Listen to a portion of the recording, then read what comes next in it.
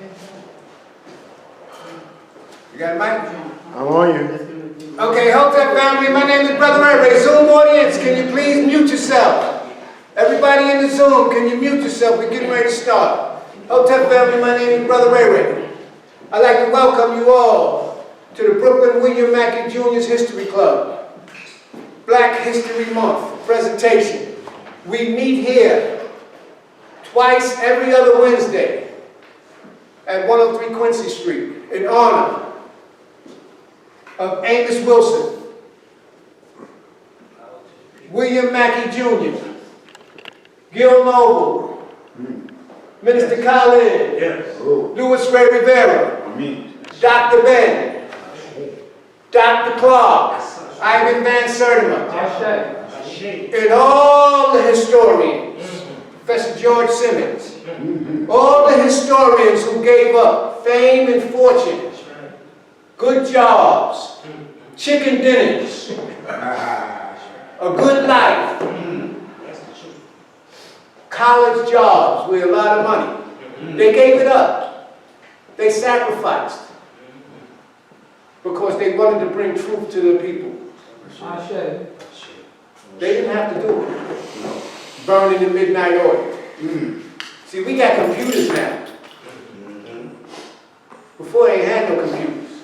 You had to sit down and do that work, and Trust will explain that in his lecture. So we meet here and honor these people because we never want to forget them. Never. Because they didn't have to do what they did. Now we're going to bring the camera over here, Brother Mike.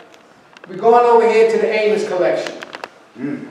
We sell these books in honor of African World Info Systems and Professor Amos Wilson, who left us too soon, like all the other historians. So we try to help Zimbabwe continue the great work. We have Blueprint for Black Power, The Falsification of African Consciousness. We have African-Centered Consciousness versus the New World Order. We have Black-on-Black Violence, the Psychodynamics of Black Self-Annihilation in Service of White Domination. Everybody talking about black-on-black crime and all this and that. It's a dog and phony show. Because they never read Amos. Lays it out. Awakening the Natural Genius of Black Children. Issues of Manhood in Black and White. Amos Classic, The Developmental Psychology of the Black Child. And Sababu. This is unbelievable. And we have a study group that Trust will tell you about where we're going through this book. We've been on it for 3 months and we're only on page 41. It's unbelievable. S.K. Damiani, Distorted Truths, The Bastardization of African Cosmetology. Brother Earl Ponder, Revealing the Unspeakable Bible Verses, The Truth About Judaism, Christianity, and Islam, the Holy Trinity. He left us too soon. He passed away. And Zimbabwe had a whole bunch of books, so we tried to sell them. We also have Miss Etta James of A Wellness Witness. Louis Ray Rivera, that gentleman right there. Who filled in when Professor Mackey left us, and he used to come down here and speak for hours. Dr. Willis. For years.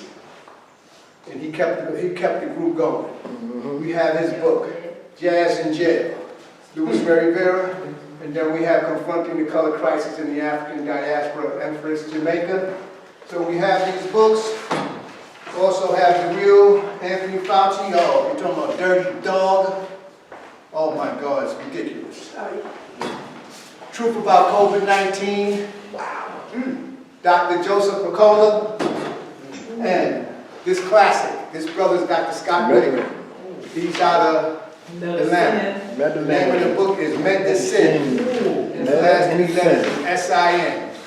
And it has a picture of a body with a tag on it. White sugar, white flour, aspartame, artificial sweeteners, margarine, microwave food. Smorgasbord of stuff where could put you on the slab. So he's a good brother. I met him and I try to sell his books to help him out. So we have this at Mackey's. Now I'm going to give you a couple of cute community events where you can know what's going on. Tomorrow is Thursday. We have on Blog Talk Radio, Facebook. We have on Facebook, Thorough Black Talk with Tad, Keisha, Tad, and Ashe. That comes on at 8 o'clock, Facebook Live. Excellent program, one of the hottest shows on the East Coast. Also, if you want to see all the lectures from the Brooklyn William Mackey Jr.'s History Club, you YouTube BK William Mackey Jr. History Club, and all the lectures will come up. Truss's lecture, part 1, that he did last time he was here, and all his lectures, all the Dr. Lewis, Mike Graves. Only lectures that's not on is the lectures that they banned for Dr. Lewis. I have the hard copy here that YouTube banned. So we have that.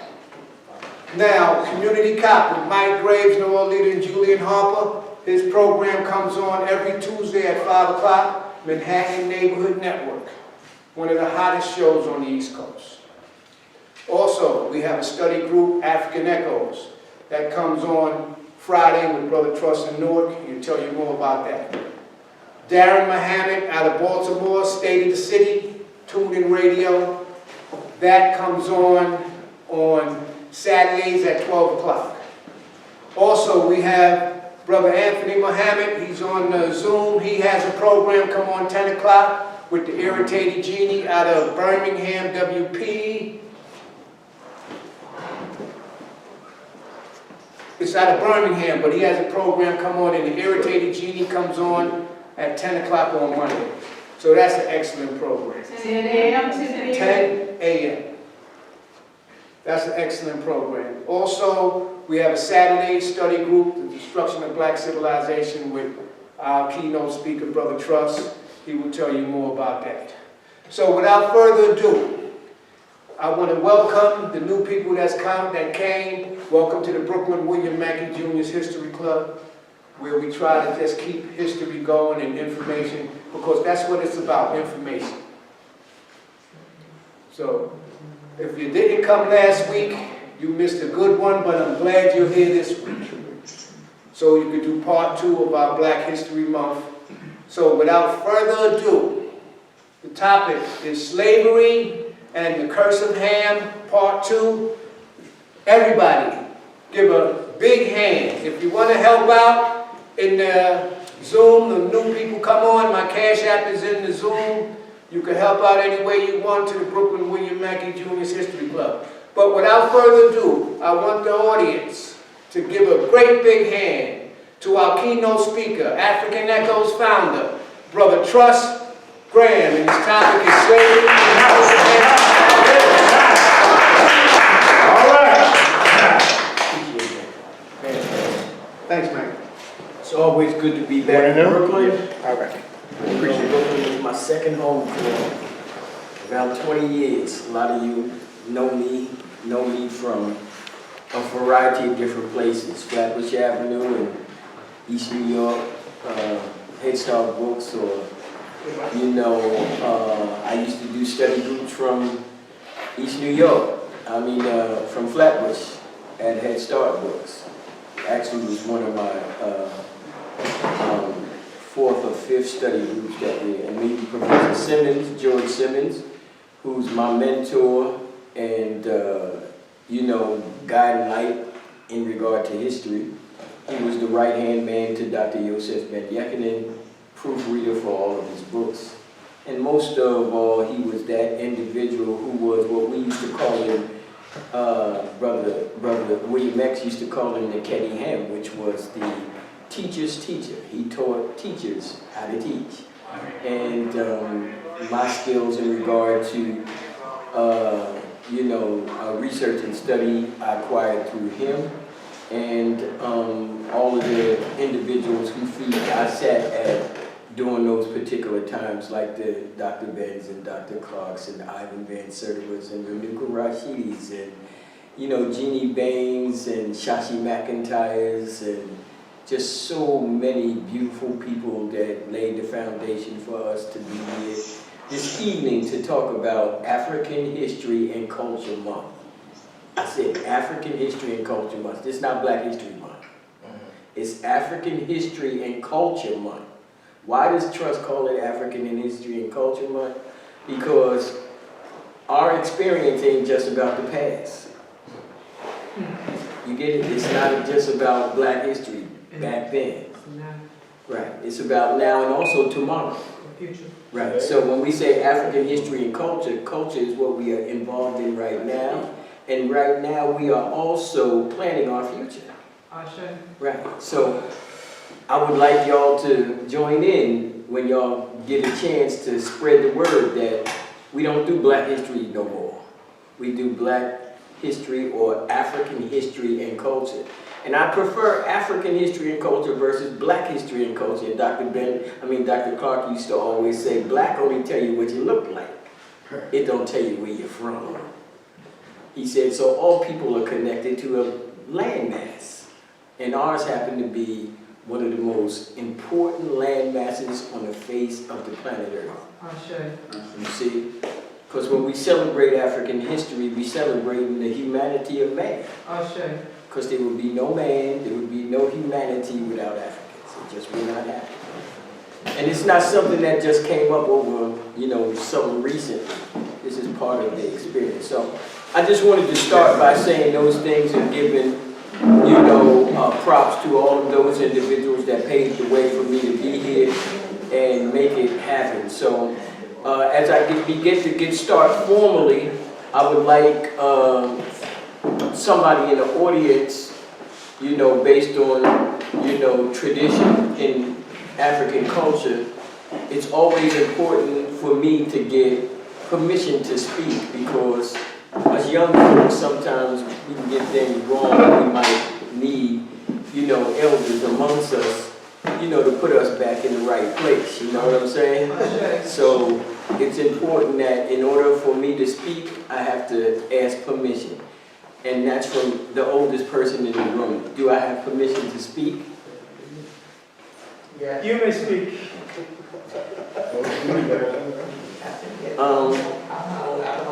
Oldest person in the room. I think Okay. she might. As y'all do know, the today's topic is the curse of Ham and slavery. We could have said the Atlantic slave trade. We could have said a variety of things, but the issue is not as much about this story and its particular. The story and slavery as it is about the effect of what it produced and the long-lasting effect that we still feel today in regard to that particular story.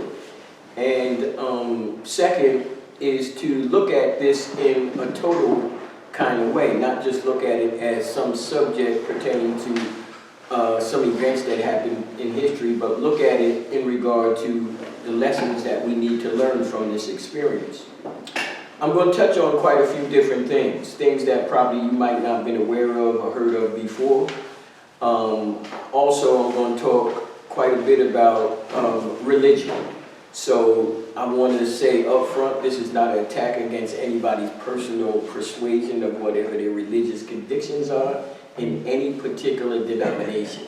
So that may, this is a process of historical research and study, and we're trying to bring out information, but also to broaden your mind, to broaden your base about how you think about certain things. Because our biggest problem is not just about learning African history, it's about how we learn it. And what are the ramifications, the boundaries, or what we use in order to examine, to investigate, to understand the material that we are consuming. And I think that we have a big problem in that. Our biggest problem for a lot of us is romanticism. We get caught up into the romantic of being Black. And then there are individuals who would think that they're gatekeepers of what it is to be Black, which is just crazy in itself. That's right. You don't get to choose African culture. You don't get to choose it. It chooses you. And when you came here, you was a part of it. Not because, you jumped up and said, I'm an African. No, because you just happened to be a part of the particular experience. And it's important that we understand that regardless to what our personal perspectives might be. So when a person, like a guy told me the other day, he said, well, Clarence Thomas is not black. I said, I don't know what you've been looking at, but Clarence Thomas is a black man. Win, lose, or draw. You might not like his particular political persuasion or his cultural values or whatever, but in history he will go down as a black man, whether you like it or not. You know, I mean, a lot of us swear by Lucy, ain't never seen her before. And if you seen her, you would run the other way. Anybody ever heard of Lucy? Yeah. What is her name? What is her real name? Nash. Nash, okay, I like that at least. And what is her anatomical name? Australopithecine. Yeah, but it's more than that. That's just the first part. What did he say? See, if you say Australopithecine, you're just talking about a particular species, but she's a specific. So you talk about Australopithecine afarensis, Australopithecine robustus, Australopithecine, because there's different stages. Who is she? So, huh? Who is she? Lucy is a nickname that was given to one of the earliest human fossil finds that were found in Africa. And right now, there's a lot of people that go around and they make claims that she's the oldest remains in the world. Y'all do know that, right? Right, that she's not the oldest remains in the world. Let me say that again. See, the thing is, this is the whole thing about studying history. One thing about studying history, you got to be on up to date. That's important, because it's about dates and times. So let's take Lucy for instance. Anybody know who found Lucy? Leaky. He said Leaky. Leaky? Speak up. Leaky. Of course not. Leaky had nothing to do with Lucy. Leaky had nothing to do with Lucy. The last Leaky just died maybe about 3 weeks ago. That was Richard Leakey. He was the son of Louis and Mary Leakey, who was the father and the mother of anthropology. Louis Leakey's literally primarily worked in a place called Olduvai Gorge. They worked in Kenya. That's their agent. Lucy was found in Ethiopia, in the Addar Valley, by Donald Johanson in 1974. Most of Leakey's founds were in the 50s and the 60s. And he was the individual that, but see, this is because y'all heard it and you didn't read it. In other words, you didn't go read the material, you heard it, you went to a lecture, or you seen some YouTube joker talk about it, and you took that and ran with it without really understanding the specifics that are involved in order to take the information and go to the next level. And this was the whole issue about going to lectures. Because we would go to lectures and go to lectures and go to lectures and we'd get all of this information and did not know how to process it. So you could go and listen to Dr. Ben all day long and he'd tell you a few things and you go, walk away and try to repeat it, and then somebody like me say, prove it. Now you up shit creek without a paddle. Because there's no way that you can validate the material without have already did some research. Now, if you did research, then you can chime in. But if you haven't, then now you're in the other stages. Other this, other that, but no real evidence. So here we're talking about physical anthropology, the study of human evolution, and we think we know something. You see? So as some of y'all know, I give tours to the American Museum of Natural History, 81st Street and Central Park West. It's probably the foremost citadel for the study of human evolution in America. And the guy who runs the curate of the museum is Ian Tattersall. And you can go see the material any day of the week. And they have an exhibit, a case, with Lucy, so-called, walking in the, what they call volcanic ash, you know, making footprints. Now what's significant about this is that here is evidence. Remember, the object of research and study is evidence. Is evidence. Is evidence, not facts. evidence. And I told y'all last week, facts and evidence, two different things. Don't get them mixed up.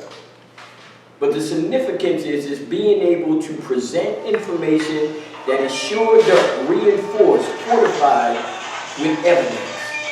So when we make a claim, that particular claim has valid credibility based on the evidence. And that's how we deal with it. That's how we deal with information all the way across the board. But a lot of times when we consume the information, we're not consuming it in a detailed context. And then second, we are not acquiring the necessary evidence in order to support it. So if somebody tells me a story or tells me an event and don't have evidence, then to me it's suspect. I don't care who told me or what it is, it's just suspect. Just based on the scientific methodology in itself. And we have to begin to start incorporating these concepts and processes when we're doing research. And that's with anything you read, anything.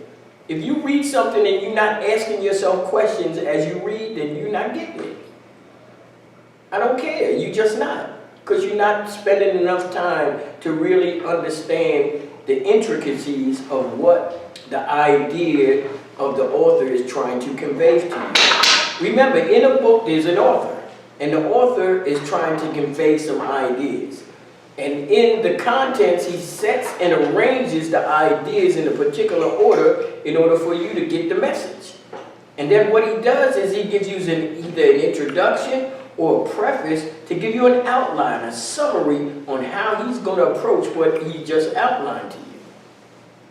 The only problem is half the time people never even read that. They never even read the introduction. They never read the preface. You know, forget the afterwards, much less the forward. You know. And to really understand the book, you have to read those things. Because they set the stage for what you're getting ready to get into. But we don't, again, we were never taught the methodology of research and study. And boy, the best thing that ever happened to me in life. I never went far to high school. Never went. Never went higher than high school. But I go into university right now, I'll slay a few jokers. Like, you can believe that. Okay. You know, I don't care how many alphabets you got behind your name, that don't mean nothing to me. It's how much you know your material. That's right. It's just easy as that. So the reality is always based on the methodologies that you use that reinforces and fortifies your particular position. So in this study of the curse of Ham and slavery, there's a lot of things that have been brought forth or brought into play pertaining to how we see this religious system. So let's first deal with that, because last week we dealt with some particular material that gave you a foundation on the very nature on Christianity. And we were talking specifically about how the concept got started and some of the issues about the books and things like that. Because we have a somewhat a distorted kind of mentality about what took place and where it took place and who did what and all of this, because it's just rumors that are going around, you know? Like here's a rumor, and so you'll get an idea what I'm talking about. Most of y'all, I'm pretty sure most of y'all have heard of an event called the Nicene Council. You ever heard of it? Mm-hmm. If you heard of it, raise your hand. Okay. Now, what is it about? You know what it's about? It was the change of the Roman era. It was they had come together from a physical occupying the world, and they wanted to consolidate it into the Catholic Church with the Pope and all.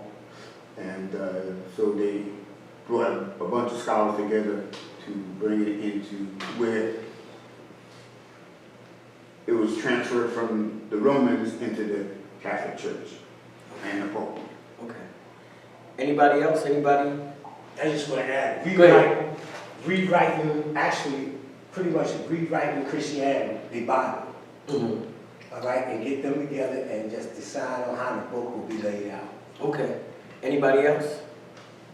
I mean, a lot of y'all raise your hand. Nobody got nothing to say now. I mean, it's basically a political and religious reconstruction of a world order. It's just like what they're trying to do now. And they also built in that Jesus shit. Right. Okay. Go ahead, Mike. Well, it was an establishment. It wasn't a reinforcement or reenactment. It was to establish an order because the Romans itself, Rome was failing. It was trying to survive, and at the same time, the religious order was trying to establish what the religion was going to be. And they just put in what they wanted to put in and put out, and this is where they made up a God and things that followed Trinity and all that. That was all hashed out there. Okay. Now, this is what I want to ask, based on everybody that asked that answered the question. What evidence do you have for the statement you made? In other words, what reference can you guide me to and say, I got this from there, and that's why I said what I said, and that's why it's based on that. Brother Polite, YouTube video. I like that one.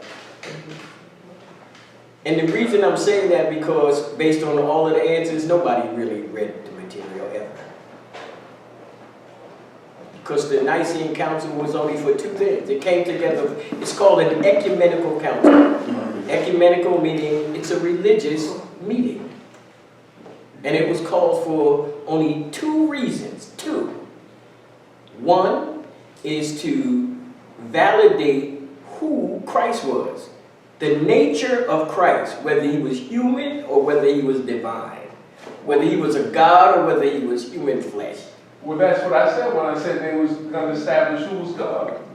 Yeah, but the issue here is that when people talk about the Roman government and all of that involved, that wasn't really the significance of the issue. The significance was that the council was held, actually convened by a guy by the name of Osius. He was the priest that actually convened it, and it was convened for a particular issue. And there was a debate, a major debate going on with two major personalities, and that was Origen and Arius. Origen and Arius. And this was about who Jesus was and how we would be defining who Jesus was. And the reason that was because there were individuals who were saying Jesus was God. And there were individuals who were saying Jesus was a human being. It's like 325 Well, AD. This is when the synod, the ecumenical council was held. Now, this same event that is taking place in Christianity, this same event happened in Islam. Did you know that? Happened on the same day? No, not on the same day. It happened in Islam, but hold on. It happened in Islam, but not the Islam in Saudi Arabia, the Islam here.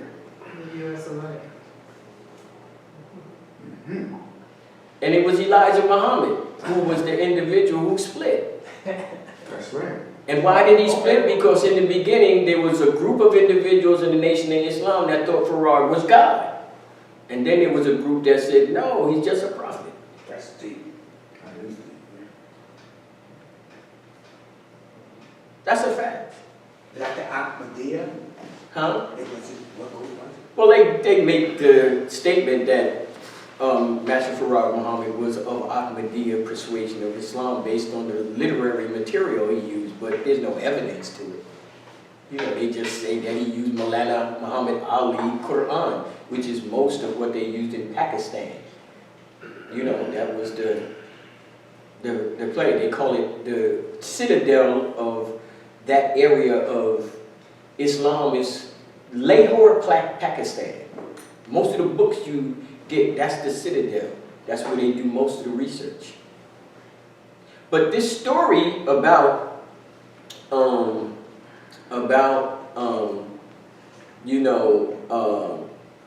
Jesus being God or human at the Nicene Council was based on those issues. And I mean, the other issue was whether Jesus was God or human, and the other major issue was what day Easter would be fall on. Had nothing to do with no books, no writing, no none of that. You know, people just get this and they run with it. They heard it on some damn video or something. You know, you can go read the minutes from the council. They're 13 volumes. But we don't spend time really looking for the real evidence. We go with what we heard. It sounds nice. It fits our paradigm. Dr. Ben wrote a book on that. No, he didn't. No? Never wrote a book on Not Under Nicene Counsel. Again, this first thing you would want to do before you make a statement, again, is I would like to know how many books Dr. Ben wrote and which ones they were. Wouldn't that be nice? And this, what I'm trying to do is refrain you from making statements that make you look stupid in front of individuals who really know their information. And this is what happens even in the issue about the curse of Ham. What's the most significant information about the curse of Ham? Anybody know? What's the most significant information about it? Ham wasn't cursed. That Ham wasn't cursed, but also, even more than that. The curse fell on Cain. No. Allegedly. No. The most important aspect about the curse of Ham was it didn't happen. There's no evidence for it. It's a nice story, but it's not history. It's a lie. It's not a lie. The issue is Mary had a little lamb. It's not a lie. It just happens to be a fable. It's a story. Okay. Again, a fable is not a lie. It's not a lie. Right. See, we get this all mixed up. We think a myth is a lie. No, it's not. That's because we don't know really what a myth is. That's true. Do y'all know what a myth is? Anybody? Yeah.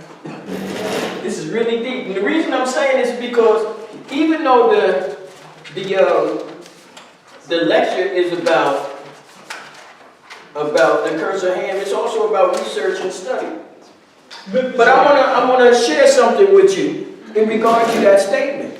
Because we think about things and we're really not clear about them. So when we think about myth, we think about fallacy and fiction. So I want to read to you something. This is from The Pale Fox. The Pale Fox is a book written by Markel Grayall and what's her name? Dieterman. Markel Grayall and I can't remember her last name. But anyway, two individuals from France who spent 27 years with the Dogon people. And they become the authority on the Dogon. He wrote two books, one called Conversations with Ogu Tumeri, and the second book called The Pale Fox.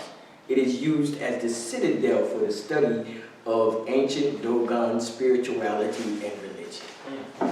But I want to read to you something in regard to this issue about myth.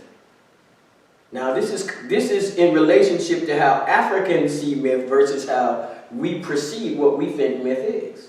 So listen Ain't carefully. that about how they're trying to define the world or their experiences? Well, just listen and see. The Pale... Where's my glasses? You know, old folks, we need glasses these Put them days. on, brother, put them on. It says, The Pale Fox is a sophisticated study of the Dogon creation myth, thought symbolism, and social organization by two foremost French anthropologists. Here we go. Marcel Grayall and Germaine Dieterman. And this is a male and a female. Marcel Grayall is a male and Germaine Dieterman is a woman. Like their other pioneering work, these books bring to our attention the recognition that Africans in general and the Dogon in particular have elaborated a complex and rational system of thought and thus a highly spiritual and moral civilization. Africans have been interested in myth, logical discourse and philosophy as the early Greek thinkers were. Here, the word myth does not mean unreal fables or tales about strange events, but rather a vast repository of logical and collective knowledge and an awareness of how the past, the present, and the future, the seen and the unseen, together mold human life. Through myth, we understand how Africans have been eager to explain their universe and tame their environment with intelligence and tolerance. The authors warn the reader, and most of the Western reader, against the easy temptation to equate backward technology with savagery. Behind the simple Dogon technology lies a highly structured, intricate system of science and ideas linking the observer, the objects, and the meanings. Without modern scientific instruments, the Dogon know about distant stars and planets. Their traditions has fascinated several generations of scholars because their system of thought attaches utmost importance to the twin questions of what is the universe and what is the human being's position in it. The concern and the subsequent doctrine reflect an indigenous African culture having its own philosophy, astronomy, calendar, mathematics, physical sciences, and social systems. The Dogon conception of kinship and social responsibility aims at perpetuating harmony in the universe. It derives from the mythical relationship with Amma, the creator God, the first Nomo. In other words, in Dogon concept, Amma is God. The first cause in the chain of creation which results in the emergence of humans. Like Prometheus in the Greek mythology, who stole fire and gave it to humans, a Nomo who disobeyed Amma and helped man to acquire knowledge was punished and subsequently died with nobility. This is African myth. This ain't that myth you've been talking about. This is a myth that shaped and molded and created a culture that became so vast and so far removed that scientists of the day couldn't figure it out. That's some real serious stuff. Real serious. So how does myth, allegorical, parable, Those are different things in different contexts. There's a thing called allegory. There's a thing called esotericism. Exoterism. Do not get allegory and exoteric mixed up. There's also a thing in regard to metaphors. You know, hidden meanings of things that we see in front of us, but they have a different meaning behind. So when we see the things that we see today, we assume that we see them. So I'm going to read another thing to you, and this is going to show you the difference of what you think you have as a religious system and what the guys that set it up thought they had. And this is dealing with the foundation of what we call Christianity. Because when we think of Christianity, we think of this religion that was based on this personality called Jesus the Christ. Y'all familiar with him? And the issue was it about Christ or was it about Christos? Anybody know the difference between Christ and Christos? Who's Christos? That's a good one. That would be the first question. Who is Christos? The word Christ is the derivative of the word Christos. Anointing. That's right. It's a Greek term. Why is Jesus, the Christ, come from a language that is foreign to the experience that he had? Anybody know? In other words, I don't know whether y'all know this. Anybody know what the oldest Bible written, what language it's written in? Greek, He said Greek. Septuagint, He said she said Latin. Skirtish. Skirt. What? Skirt. It's called skirtish. Skirt? Skirt. It's a skirt out. It's a. I'm not familiar with that one. Anybody else? It's a. I'm It's ready. from India. He said Amarettic. Arab, Say that again. Script. Now, what I want y'all to understand is that there's two ways of recording information during that time. Anybody know what those two ways were? Was it that Say that again. oral and written? Oral and written. Which one did they have the longest? Oral. Okay. So when did writing come into play? I mean religiously, when did writing come into play? 3rd century? No. He's saying 3rd century. 3rd century what? What kind of writing are you talking about? We're talking about religion, so we're talking about religious writing, scriptures. Books. It's a loaded question. No, it's not. Because the people have to live at a certain time. If there's documentation that's taking place, it has to take place at a certain time. You consider the Metu Neter writing? Of course, but the issue is, it wasn't Metu Neter. Now, what I'm going to share with you is a particular set of information. The book that I'm going to be drawing from is called Early Christian Doctrines. It's by J.N.D. Kelly.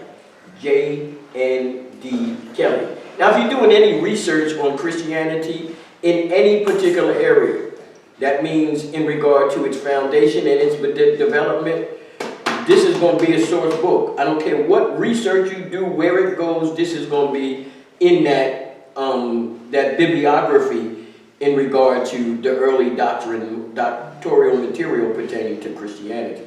Because this particular individual set the stage in regard to where and how this material began to develop, the chronological order in which it came in, and then eventually how it unfolded.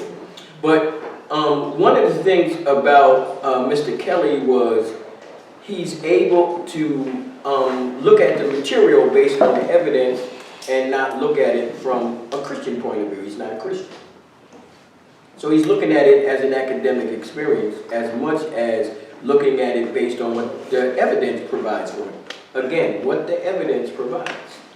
So what I'm going to read to you is how some of the early individuals who formulated Christianity, how they looked at it versus how y'all might be looking at it. You see?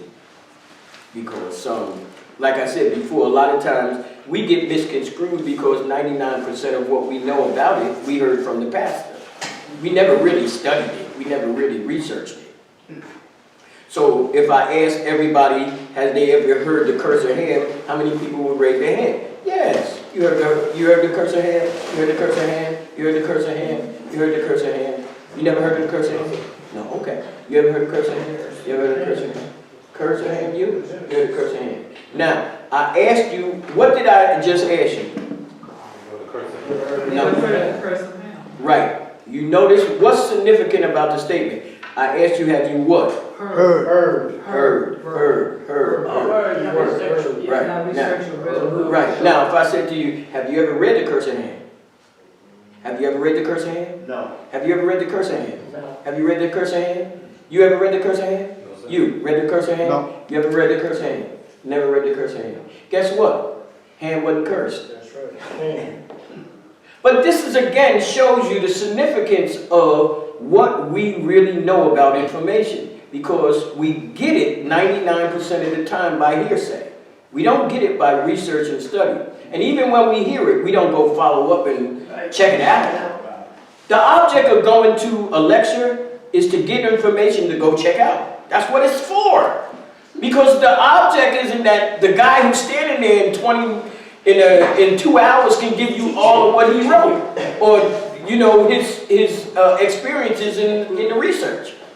So what he does is that he gives you bits and pieces of the material that he has came upon or been exposed to, and then your responsibility is to say, well, okay, I'm going to take that and I'm going to go and I'm going to look it up. I'm going to find out what it's about. But that's not what we do. We take that and run with it. I had guys telling me that the first president of the United States was black. I'm telling you. The first 8.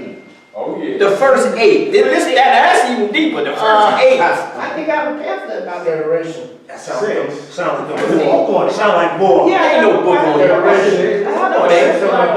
Huh? Wasn't it the 6 black No, it's 5 Negro presidents. That's the J. Rogers one. And the one you talking about, 6'8", the 6 Negro presidents, that's by a sister. Yeah, right. But both of them were wrong. Sound like more. Let me ask you a question. No. What's the use of having a guy that's black that ain't for you? Nothing. In other words, if he's black And he's old. and he ain't saying he black and he ain't for you, what's the use of knowing that he black? Yeah, it's for real. I don't get y'all sometime. I be like, they be calling jokers black. I be like, and then guys that live with you right now, you don't want to call him black. You got Clarence Thomas sitting on the Supreme Court. Wouldn't call him black. Say, oh no, he ain't a black man. Black is tall. That's right. Philosophy is not black. Dark as the night. Who cares about his philosophy? I just told you about Lucy. What's her philosophy? Anybody know what Lucy's philosophy was? No. Yeah, it was called, I want to live, I eat anything that I see, and give me a tree. Why you make it? Yeah, but see, y'all don't know nothing about that, because y'all got in your mind Lucy, and y'all thinking about some black woman that actually lived 3.5 million years ago, and that was where it all started. That is as superficial as the beginning of human beings in the Bible. That is as superficial as the beginning of human beings in the Bible. When I told you about Lucy, I told you that Donald Johanson found Lucy in 1974. 1974. So what y'all think they were doing in anthropology from 1974 to damn 2001? Oh, they were just fiddling around, Yep, Lucy's still there. The oldest remains, Lucy, 3.5 million. You know what the oldest remains is now? 7.2. 7.2 million. Man. That makes Lucy last weekend. And y'all still talking about Lucy from 1974. Who's this trust? This is everybody. There's most of the jokers I know in the Afrocentric circles. People that talk about Lucy ain't never read an anthropology book, they ain't even Googled the damn thing. And this is just based on basic fundamental information that you can acquire very easily. So the material that I'm going to read to you right now is also that same kind of material. You ain't got to dig in deep, and it's readily available. But this is about early Christianity, and this is talking about the beginnings of how they seen Christianity. So I want y'all to listen carefully. Again, it's coming from Early Christianity Doctrines by J.N.D. Kelly. This particular book was originally published by Harper and Brothers, which is HarperCollins now, and it was originally done in 1958. It's readily still available. You can get it on the internet or otherwise, but it's very important to have in regard to reference about early development of Christian doctrines, because the doctrines that we think that we get, the Gospels and all, it's like something special about that. Y'all do know them things ain't special. Y'all do know that the people that are attributed to have written them did not write them. This is not what trusts say. You can go to any seminary and find this out. You can go to every comparative religion, course or anywhere and find this out. That John didn't write John, Luke didn't write Luke, Mark didn't write Mark. They can't validate that. You got no evidence for that. But let's go on. So who wrote it? Let's go on. We're going to deal with that. It says the material that I'm reading from is going to be dealing with these particular issues, but it's also dealing with, again, the early thinking. So bear with me. Two important dividing lines cut across the period, the one vertical and the other horizontal. The former is the difference of theological temperament between East and West. Now what we're talking about was Christianity had two particular regions. They had the Eastern and they had the Western. The Western church was Latin and Roman. The Eastern church was Greek and Orthodox. And the Greek part of the church was in, its base was in Constantinople, which we today call Istanbul, Turkey. And the Western church was in Rome, and they spoke Latin. The Eastern church, they spoke Greek. And they both had the same foundation, but they looked at Christianity somewhat differently.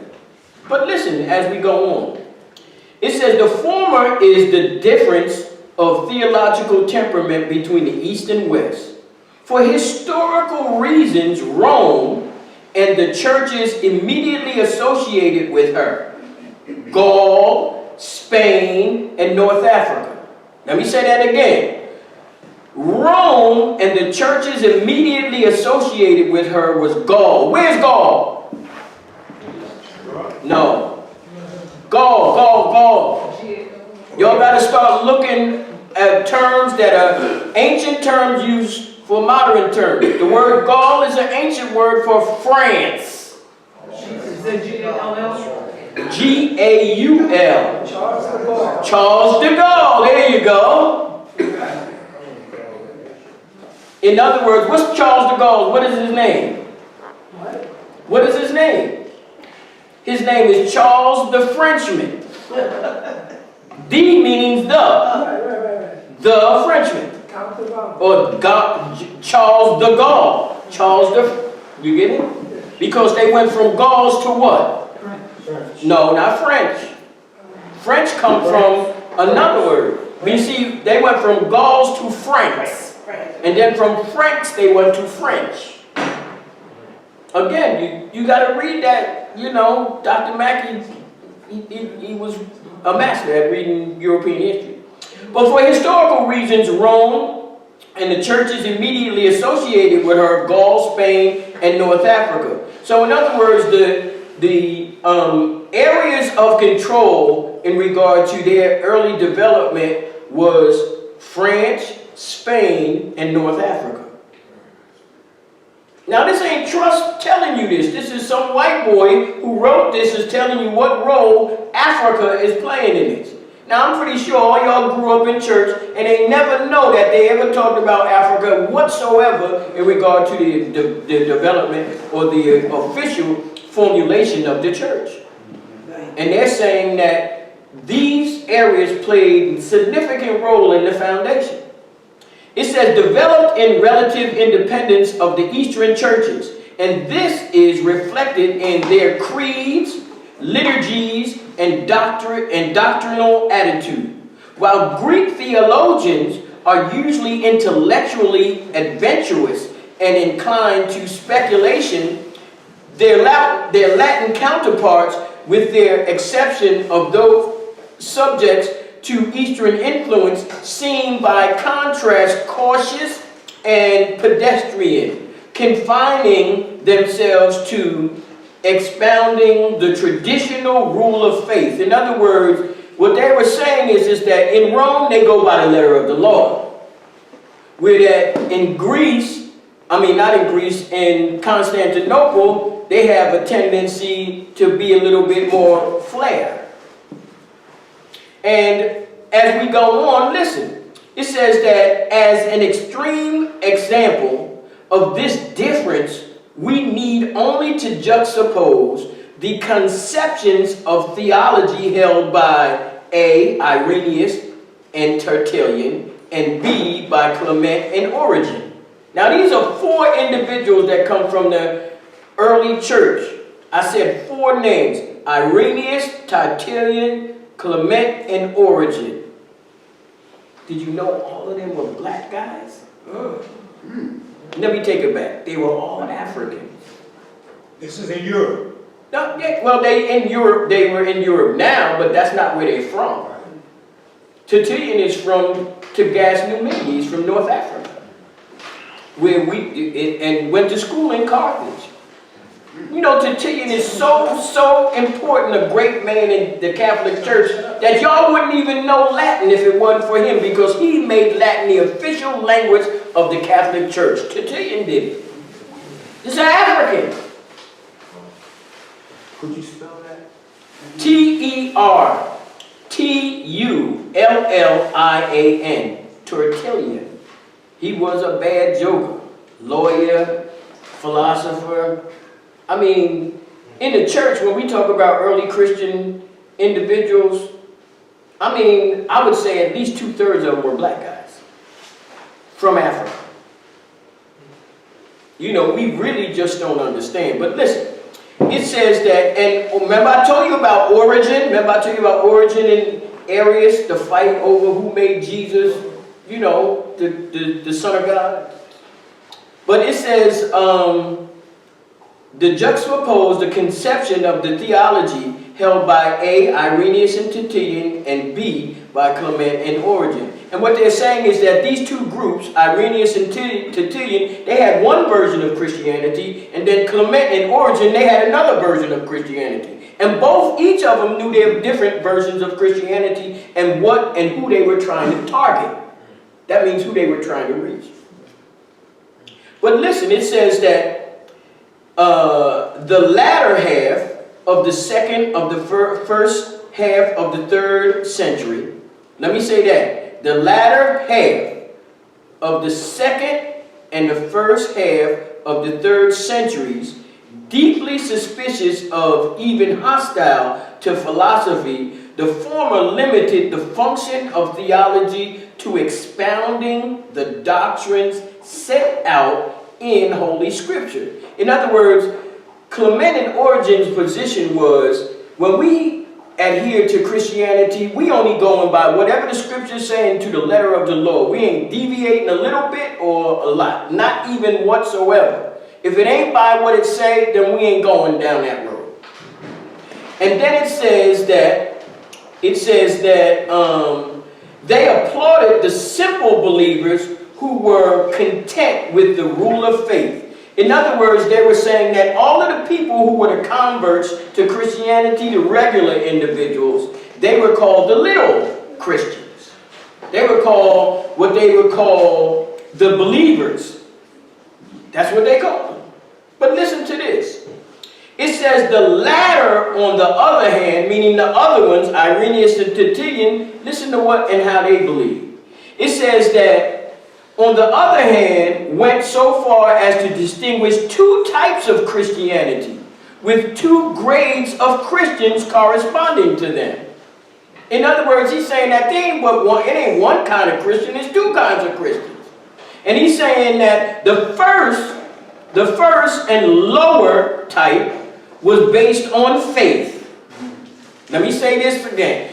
The first and the lower type were based on faith, i.e. the literal acceptance of the truth declared in Scripture and the church's teachings. Let me say that again. They said the first and the lower type of Christian was based on faith, i.e. the literal acceptance of the truth declared in Scripture and church's teachings. While the second, the higher type, was described as gnosis. What's the word gnosis? G-N-O-S-I-S. Gnostic, Gnosis. Knowing. Where is the word? It's a Greek word. Detect. No. What he just said, to know. The word gnosis or gnosis means knowledge, to know. Now, and it's saying here, it's saying that while the second, the higher type, was described as gnosis, i.e., and then it says esoteric form of knowledge. This started with the Bible and tradition. Indeed, was founded on them. But its endeavor was to unravel the deeper meanings in the light of it, to explore the profound mysteries of God and His universe and scheme of salvation. It was supposed to culminate in a mystical contemplation or its ecstasy. We're not talking about in no church. We're not talking about for no God externally. We're talking about in here, in you. In other words, they're talking about the real Jesus, the real Christ, the real essence. Is not about some individual who walked the ground. We're talking about a state of being that's inside of you that has to be developed or tapped into in order for it to literally elevate, evolve, surface, raise, whatever you want to call it. So when we're talking about Jesus raising, ascending, we're really talking about you ascending from an animalistic nature to a spiritual nature. Those chakras really meant something in regard to your process of evolution. That's right. But let's look at it. It says that, thus, they divided the faith into simple believers who they tended to disparage, and spiritual men, Gnostics or perfect, who they regarded as specially privileged by God. This is the guys that set this up. This is what they were saying. They were saying that we give the lay jokers the literal stuff. So when y'all see it, they really think that, the world was made in 6 days. No, I'm telling you, this is the issue.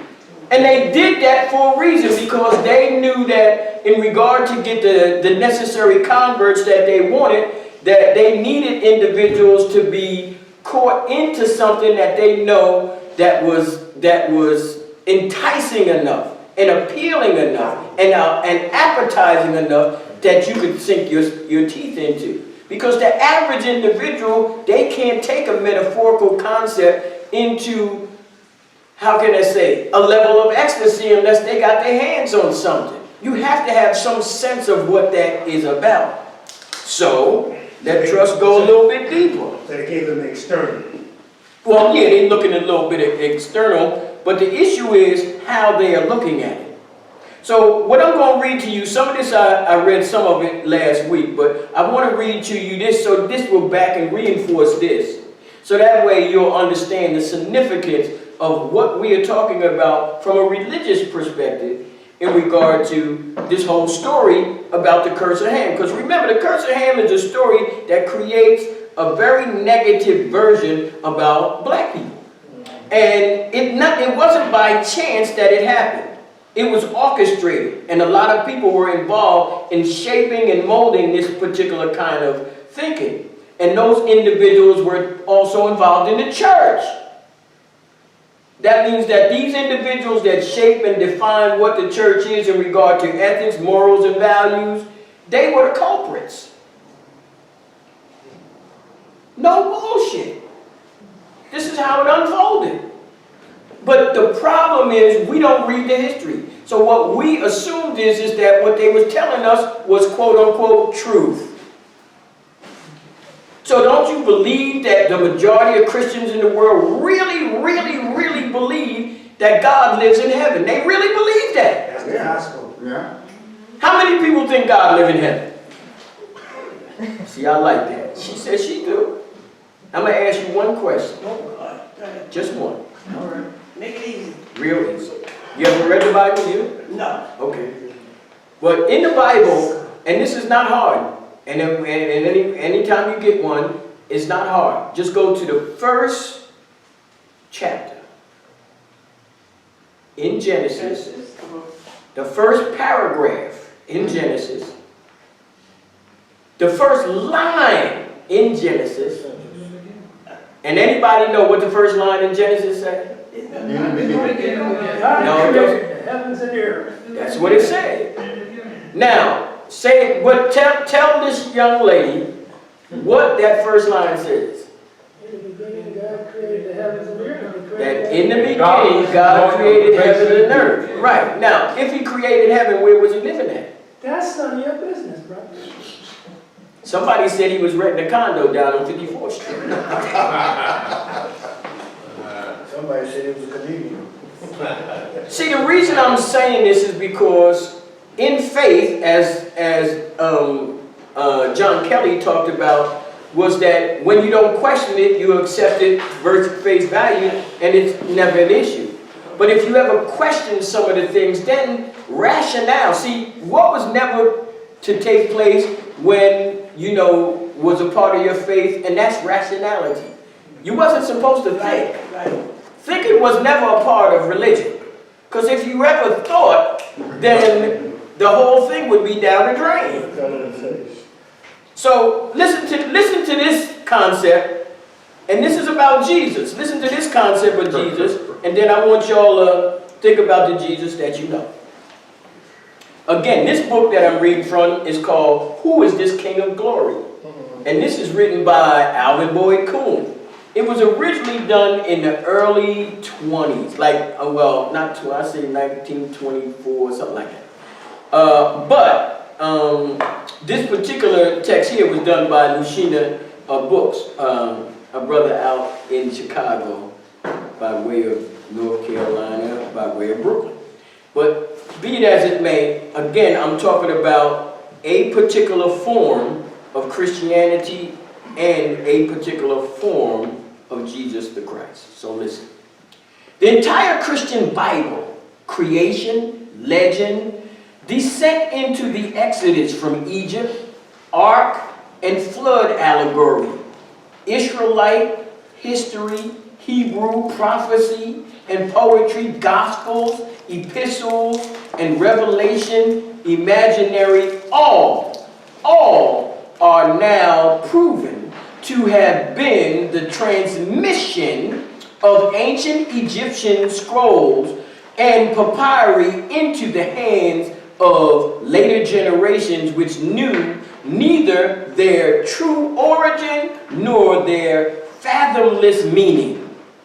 Long after Egypt's voice expressed through the inscribed hieroglyphs was hushed in silence, the perpetuated relics of Hermetic wisdom with their cryptic message utterly lost were brought forth and presented to the world by parties of ignorant zealots as a new body of truth.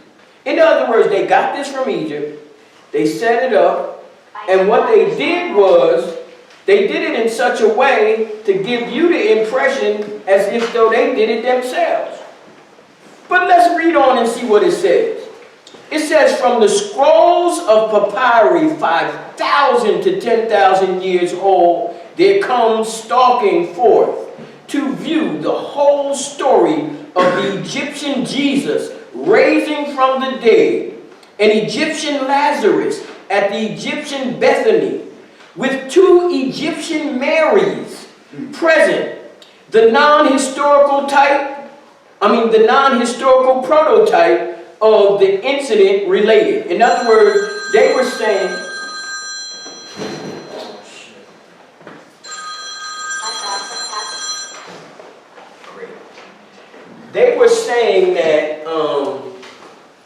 that this particular concept and prototype was based on a concept. In other words, in this story, we're not talking about an individual, we're talking about a concept, a state of being, a mindset, a philosophical thinking. But as we go on, you'll see. It says that from the scrolls of the papyri, 5,000 to 10,000 years old, there comes stalking forth to view the whole story of Egyptian Jesus, raising from the dead an Egyptian Lazarus at the Egyptian Bethany with 2 Egyptian Marys present, the non-historical prototype of the incident related. Only in John's Gospel, from the walls of the temple of Luxor, that means in Luxor, in ancient Egypt, in this temple, you're going to see on the wall 4 scenes, 4 exact scenes. And what is going to be outlined in this particular passage is going to identify that scene as being lifted and taken as a part of Christianity. Let's listen. It says, from the walls of the temples of Luxor, carved there at a date at least 1700 years before Christ, there faces Christianity a group of 4 scenes that spell the non-historicity of 4 episodes purveyed as history in the Gospels. Recital of the Christ nativity. The angel's pronouncement to the shepherds tending their flocks by night in the fields, the annunciation of the angels to the virgin, the adoration of the infant by 3 magi, and the nativity scene itself. Egypt had used the symbol of a star rising in the east as the portent of coming deity for millennia anterior to the Christian era. Egypt had knelt at the shrine of the Madonna and child of Isis and Horus for long centuries before historical Mary lifted a historical Jesus in her arms.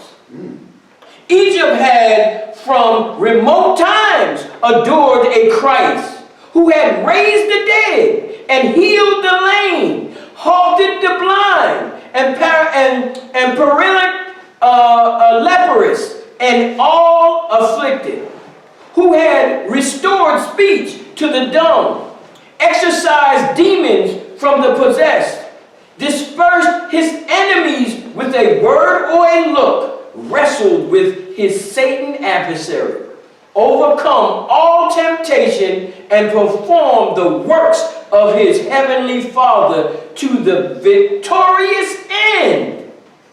Egypt had long known a Jesus Esau who had been born amidst celestial potentates. We talking about the sky. And of an immaculate parenthood, circumcised, baptized, tempered, glorified on the account, persecuted,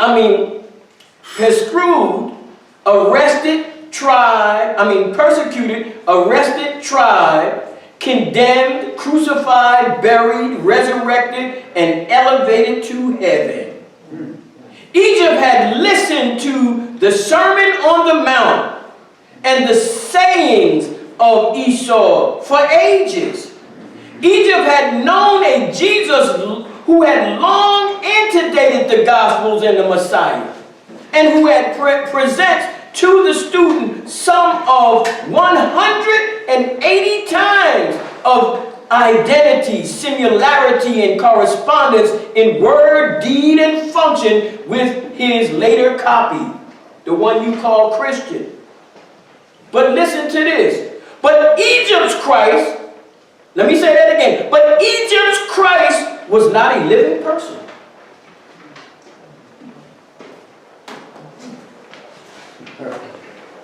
But Egypt's Christ was not a living person. It would have been equally fatal to Christianity if he had been.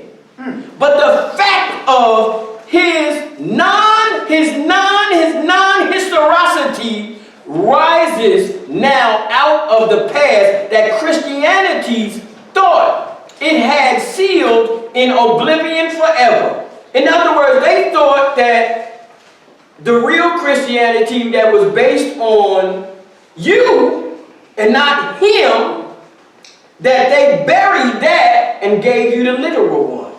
So you went around distracted thinking about some joker with long, wavy hair and blue eyes running around walking on water and hailing jokers.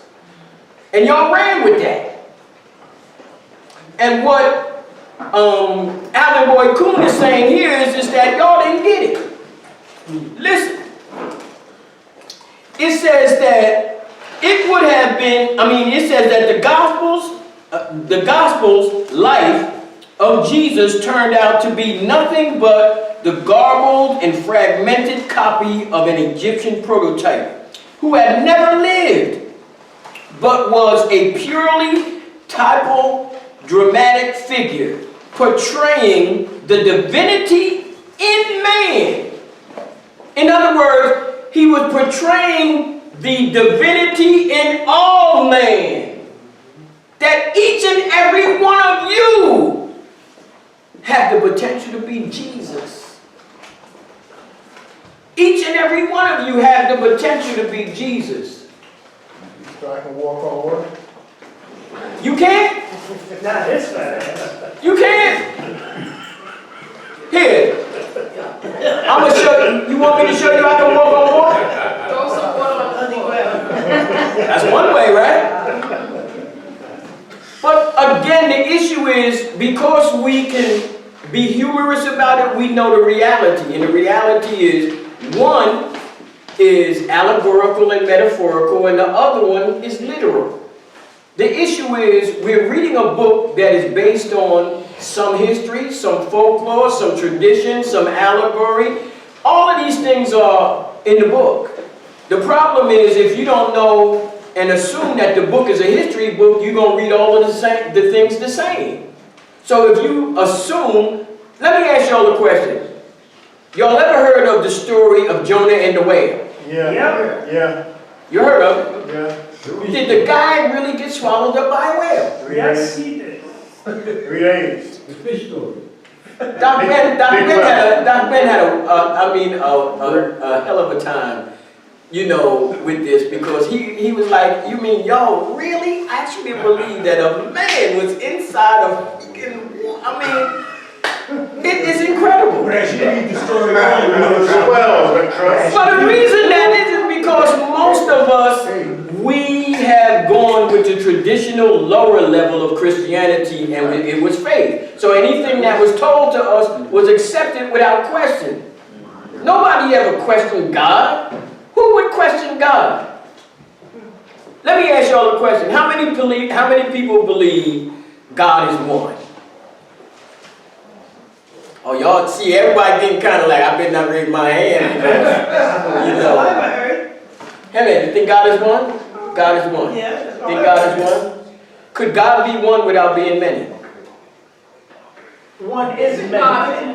Not God, it can be many. Huh? If it's God, it the can be little many. G-O-D. See, but you know what y'all didn't ask me? I asked y'all a question. One of Yes. what? Or one of what? It's like the ocean. No, here's a good example. If I say, Yes. say that again? The answer is yes. Can God be one without being man? Well, no, not just that. But the issue is first of all, the first question that anybody should have asked me, well, what do you mean by God? Thank you. Okay. See, if I don't know your perception of God, what kind of God it is? You understand? So that would assume that we have some universal, all-encompassing collective definition of what God is. And most people that, if you ever study the history of God, y'all see that? The history of God. White woman, Karen Armstrong, bad lady. She was a nun, got out the church, and bruh, she went bananas on religion. And really did her homework. Really, as a matter of fact, the National Islamic community in Saudi Arabia gave her an award for her book she wrote on the history of the Prophet Muhammad. She wrote a history of Islam. What's her name? Her name Karen Armstrong, y'all. If you anything you see, her, another white lady you want to get, Elaine Pagels. She wrote the Gnostic Gospels. She's probably one of the best in the area of scriptural material pertaining to Christian as well as Judaism, you know, in those areas. She's if you see any material, documentaries on Christianity, you're going to see her face. It's bought. Right, you're going to see her It's face. bought. Right. And this is Karen Armstrong too, see? Islam. You know, now again, she was a Catholic nun. She said the reason she got out of church because she didn't see no spirituality in it. It's a white lady. She ain't no joke. And this, A Brief History of God, is by John Brown. Same thing. See, our perception of God is based on the ones that we previously have been given. So when we think about God, we think about God in a very, very supernatural way. You know, there's two kinds of God. There's natural God and supernatural. What's the difference between supernatural and natural? One is real, one is not. Say that again. One is real, one is not. Why is supernatural not real? It's super is more beyond the ordinary. Huh? It could be beyond the ordinary. That's correct. It could be. Extreme. No, the issue is this. Always remember this. The issue is whether we have evidence or whether we don't. Whether we have evidence or whether we don't. So when we talk about supernatural, we're talking about beyond nature. Because natural is nature. Right. So all first deities were all elements of nature. All of them. Wind, sun, rain, moon, stars, you know. Animistic? Right. What are the two most important events in all of human history? The two most important events. Life and death, That's it. And what's in between life and death?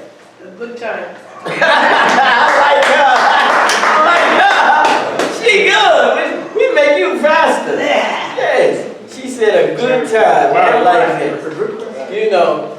Well, the issue is that in spirituality, in what we call spirituality, is based on the way we see something. And how we see it is based on our relationship to it. Now, spirituality has, in its earliest, how can I say, recognition is, how do we know that there is a beyond? How do you think they came to find that out? Matter cannot be destroyed or created, right? Say that again? Matter cannot be destroyed or created. No. There's an event in between what she talked about, in between life and death, that gives us the opportunity to deal with that spirit world. What is it? Unknown. No. You don't know unknown. Uh-uh. You don't know when. You got it and you don't believe it. There's an event that takes place, and I'll tell you how deep it is. Every one of y'all have experienced it hundreds of thousands of times. Correction? I said everyone, how's she gonna feel a smack? I tell you, dreams. Say it loud. I was just reading that. Dreams. I was just Dreams reading is that. the only way. Dreams are the only way that we can connect to the spirit world and be physical with it, and it's still abstract. What about meditation? You get it? Right. Well, see, the difference between that and meditation is, in meditation you're somewhat conscious. Where that once you're asleep, it's completely what they have a term in sleep called REM sleep. REM, yeah. Right. And what does REM mean? Level. No, it means rapid eye movement. Oh, okay. Rapid eye movement. What that means is when you're having rapid eye movement, that means that there are things taking place inside here. That's what's taking place. So when we think about God, a lot of times we think about God based on a traditional definition of God, and that's what we believe to be. And not taking into consideration that that's a very narrow, a very myopic definition of God. REM doesn't also mean different levels, different stages of sleep? They only talk about one stage. Deeper? Okay. Yeah, and this is, REM means deep sleep. But it also means a sleep where that your mind becomes active. You know, a lot of us don't realize the kind of sleeps that we have. Some of the best sleep that you will have is riding on the train, when you doze off and get back, because you're actually sleeping and not sleeping at the same time. That's when you really, really are like super conscious, you know. But we don't think of it like that, because a lot of times we think of it like, how can I say, the beginning before I go to sleep. But when really you are at the stage that Mike was talking about, which was a meditative stage, and that's where you bring these ideas and they're into focus and so forth and so on. Now the reason I wanted to read those two concepts in regard to Christianity and its definition is to give you an idea on, one, how we see Christianity via how we read the Bible, and then how we should be perceiving the material. And my biggest problem is that we getting it ass backwards, like real ass backwards. So it's real easy to get you conforming to a certain way of doing something only because some guy got up and said that it was okay. You know, I'm pretty sure that Nat Turner's idea of Christianity was real different than the Pope's idea of Christianity. I'm pretty sure that.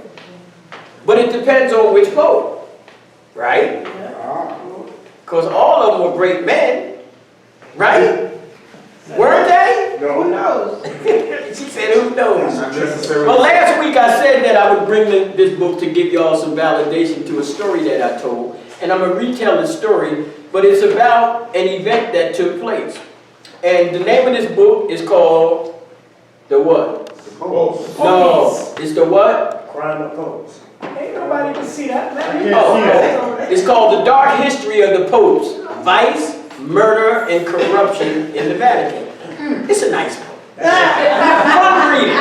It's very fun reading. But the story that I'm talking about, and the reason I'm telling this is because these stories, a lot of times when we think about the Catholic Church, or we think about the church in general, we're thinking about an institution, an organization that was set up based on what I just read you, faith. Based on your belief that what they were doing was right and righteous, and that these were people that were connected to God. So you supported them because you thought that they had an inroad to God. Well, I want you to read my main man. Y'all know who this is? This is the greatest videographer in the history of Reverend the African experience. One and only, #1, Clemson Brown. Read the title of this chapter, Mr. Clemson Brown. The cadavers, I guess that's what we simply, the rule of the harlot and the other Vatican scandals. Okay, now you hear what he said? 1,000 years ago. 1,000 years ago. Now let me reinforce that. He says the cadaver synod. Y'all know what a cadaver is? Yeah, the dead. Right. And the synod is a religious meeting, like a grand poobah kind of meeting. And then it says ruled by the harlots. Anybody know what a harlot is? A hoe. Is a hoe. I want y'all to listen. It's a hoe. Now listen. Y'all have to be clear. I want y'all to be clear. This is not trust making any fun of anybody's religion. I'm just telling you the history based on the evidence that is provided to me. And the evidence is based on their resource material. So when they say that the cadaver synod, the rule of the harlots and other Vatican scandals, they're talking about a synod that was held based on a dead body, that was based on a particular period when the church was being run by some hoes. Y'all think I'm talking junk. Dr. Ben explained it the same way. Y'all think I'm talking junk, but this is the story. Now, let me just give you a basic. I'm going to just give you what is read, and then I'm going to give you a particular summary. It says 1,000 years ago and more, political instability was rife in Rome. And at that time, the image of the papacy was everything from outlandish to weird, to downright appalling.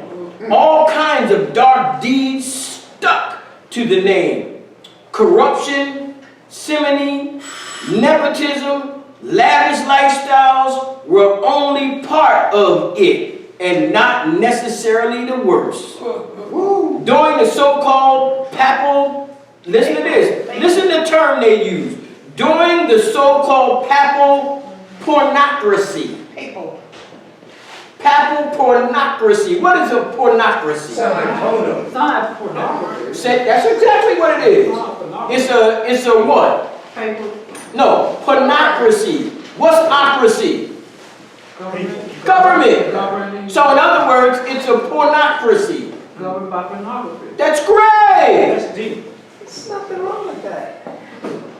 He's saying that because that's what he got at his house. You know, his boy just got arrested polite, so he know that. But let me go on.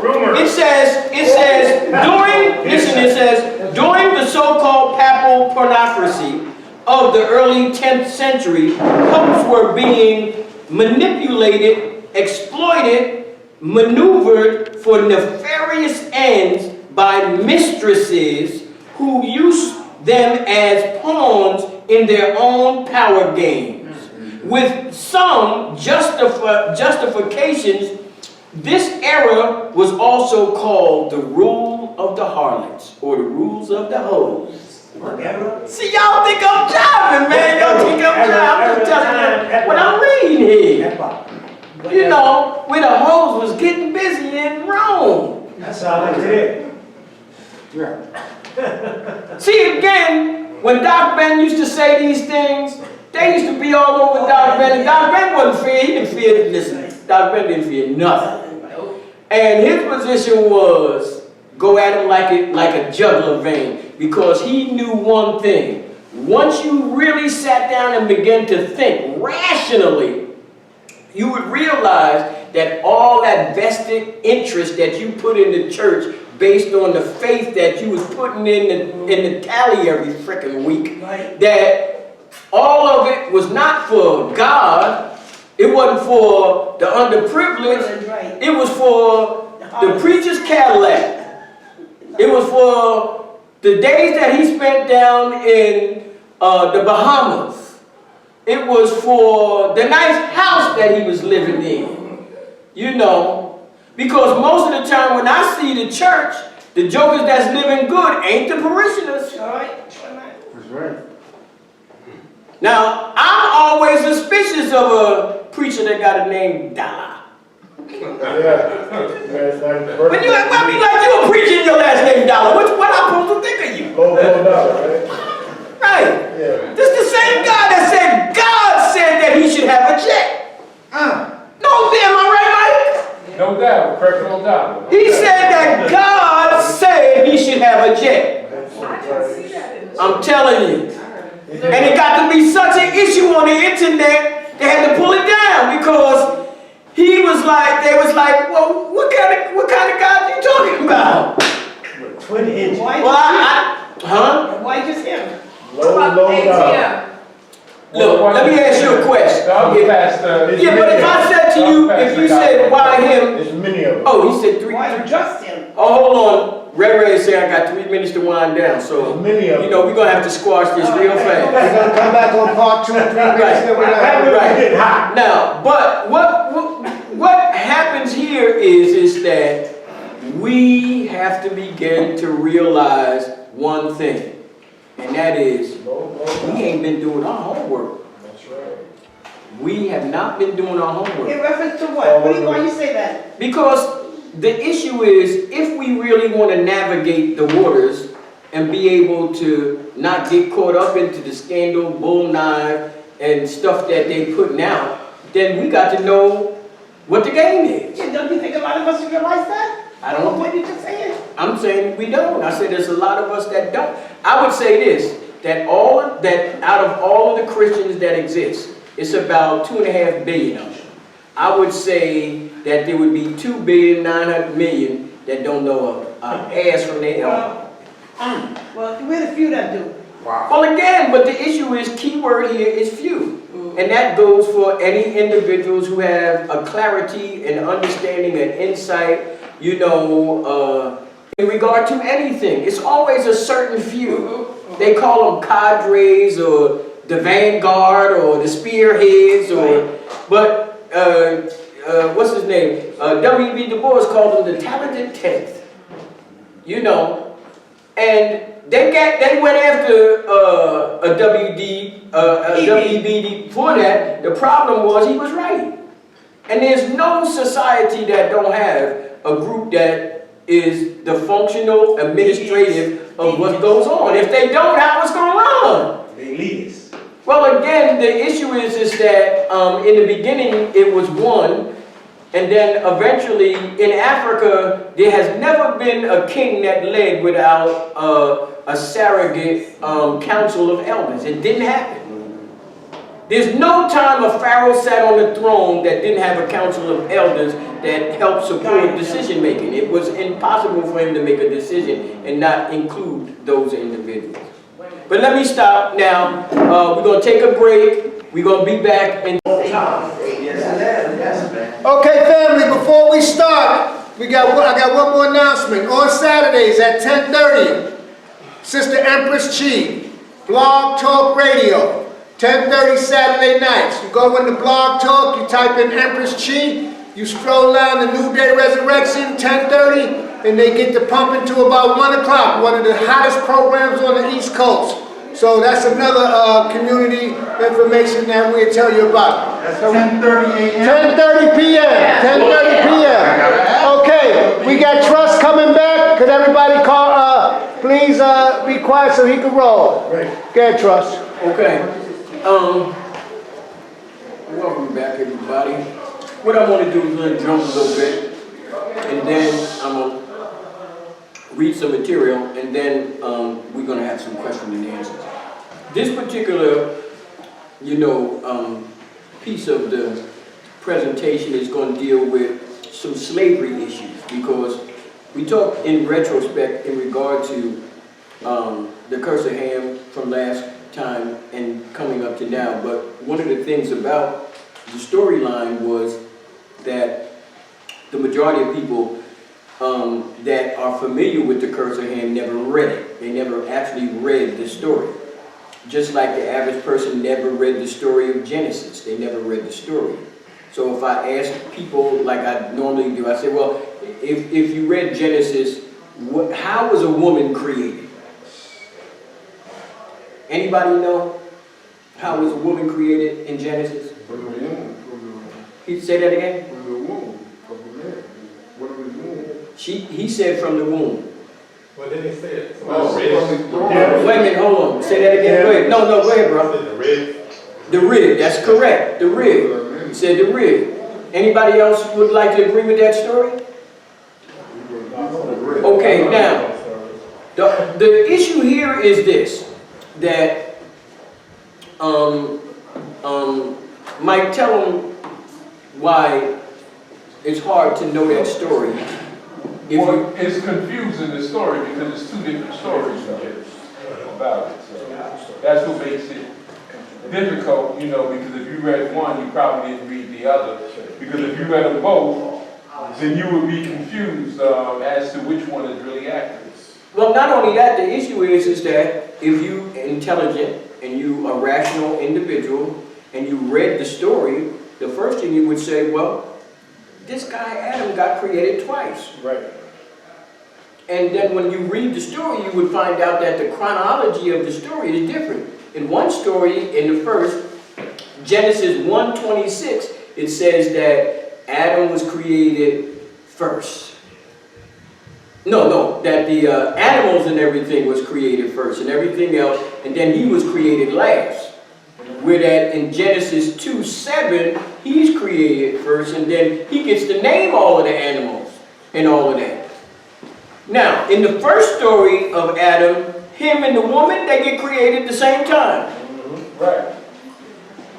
Now, how come they don't remember that story, Mike? How come? How come the individuals who read the story, and this story about man and woman being created at the same time, that's first. That's before the rib story. Because Now, if you read the story, you would have to read that one first. But what it's telling me the that one, you didn't read the it. one that's often quoted is the red. That's right. Why do you think it's often quoted? Because that's saying that the man was first, that's giving him superiority over the woman. That's right. As it should be. That's right. This is a reinforced patriarchy. That's correct. But the important aspect about the story and what he said about reinforcing patriarchal, but the issue would coincide with the very nature of what was going on socially in that area of the world that would warrant them to make a statement like that, and it would hold fast in the cultural value system in which they find themselves. Because there's certain things you do that you just don't get away with. In other words, that in the society of Islam, women were looked at as omens. Why? When they were born. Because they were looked at as burdens, because most of the individuals that lived in desert areas were what are called nomadic. They were always on the move. Whenever you have people that live in a very movable type of environment, the first thing they don't want is a lot of friggin' people. Because it's too cumbersome to move all these people. The least amount of people, the better. And then second, two, if you are going to be a part of the group, then you got to do some work. You ain't just there hanging out. So they wanted boys. They would rather be born with boys than women because they knew the boys was going to do work. So it was looked at as an omen to have a birth and it be a woman. You know what they would do in places like that? They would bury the women alive. They would kill them, Yeah. the female. Mutilate them. This was the process. You know who stopped it? Prophet Muhammad. Prophet Muhammad. When he came in, he was like, look, enough of that. You know, see, in Saudi Arabia, you had two forms of, you know, how can I say, social organization. Y'all are familiar with the one that is more patriarchal, and that's polygamy. But in that area of the world, they also had polyandry. And anybody, is y'all familiar with polyandry? Yeah. Right. Right. You know, they used to have this place in the Adobo people in North Africa, and they had polyandry. And every year the wife had the choice to take their husband and trade his ass in. Yeah. They would take him to this big bazaar, bring his ass up there and say, I want that one over here. Get your ass over there. Now, think about that. Could you imagine your woman having that power right now? Oh, it'd be a lot of traders. No, the issue is that, see, a lot of us make that assumption only because we know the power we hold in the household. You see what I'm saying? That's right. If the power was really equal, it wouldn't even be an issue. But we know the power is not equal. Not when it comes to a man and a woman. Well, ask the white girl soccer players that got that money yesterday. Y'all heard about that, right? Right. Right. Now, mind you, these white girls wanted to get paid the same way the men got paid. Right, yeah, of course they should. But you know why they should? Because the men ain't won a freaking tournament since 1930. Them women won the last four. They won 4 World Cups. Not 1, not 4. Those are the Americans. Have you hear what I just said? Right. But those are the World Cup, so they're already championship. I said World Cup. Remember this. Always remember this. Whenever you talk about America, America always think they the world. That's why they got the World Series, and they the only ones play. The only ones play is Americans. When you say World Cup, that means everybody in the world play. When I say the world, when I say the Tour de France, that means everybody in the world play.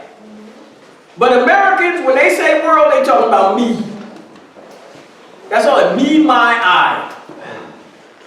So again, this is why I say. But what I wanted to do again is just read you some of this. This is the foundation to slavery. This document is the foundation to slavery.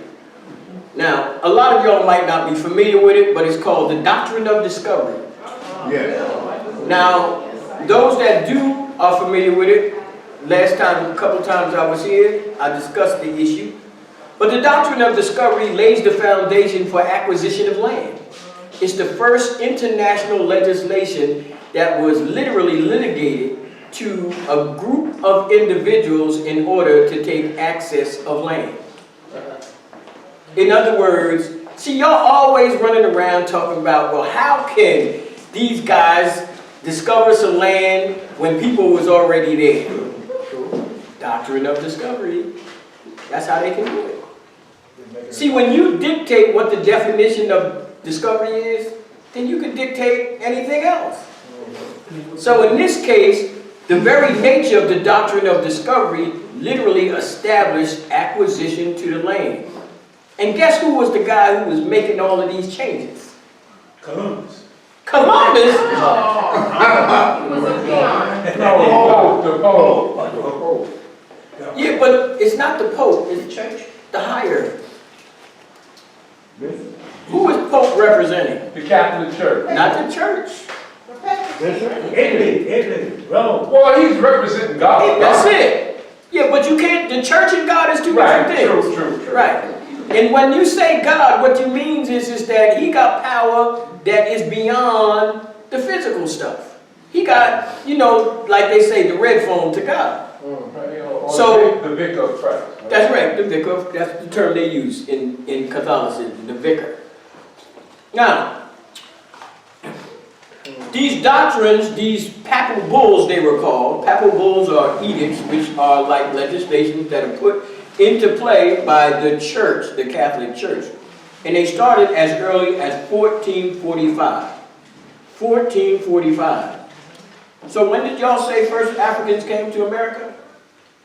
1619. Say that again?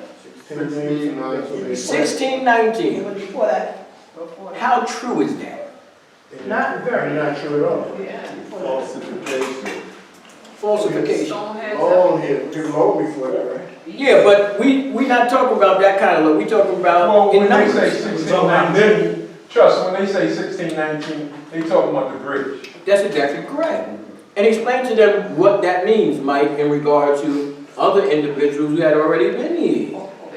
It just means that America was dominated eventually by the British. Consequently, when we think of 1619, we think of the British. We're not considering the Dutch. We're not considering, especially Spain and Portugal. That's right. Which was the first one. So the issue here is that the prerequisite is if you're talking about American history and you don't know about the Portuguese, the Spanish, and the Dutch, you don't know about slavery and you don't know about this history. That's a fact. Have you ever heard of Florida? Y'all ever heard of this place called Florida? You know Florida? Just bought a house there. Okay, well Florida was the first city in the United States. The first city ever founded was St. Augustine, Florida. But when it was founded, Florida went from Nova Scotia in Canada all the way to Texas. Oh my God. In other words, the whole East Coast was Florida. And it was all owned by Spain. So deep, they call it the Inter Cetera. That's what they call it. Listen to this. The Inter Cetera. This is a document. It says the Papal Bull Inter Cetera issued by Pope Alexander VI. And let me just be clear here. I want to explain to you who Alexander VI is. He is a pope, but he ain't no everyday pope. He ain't no regular pope.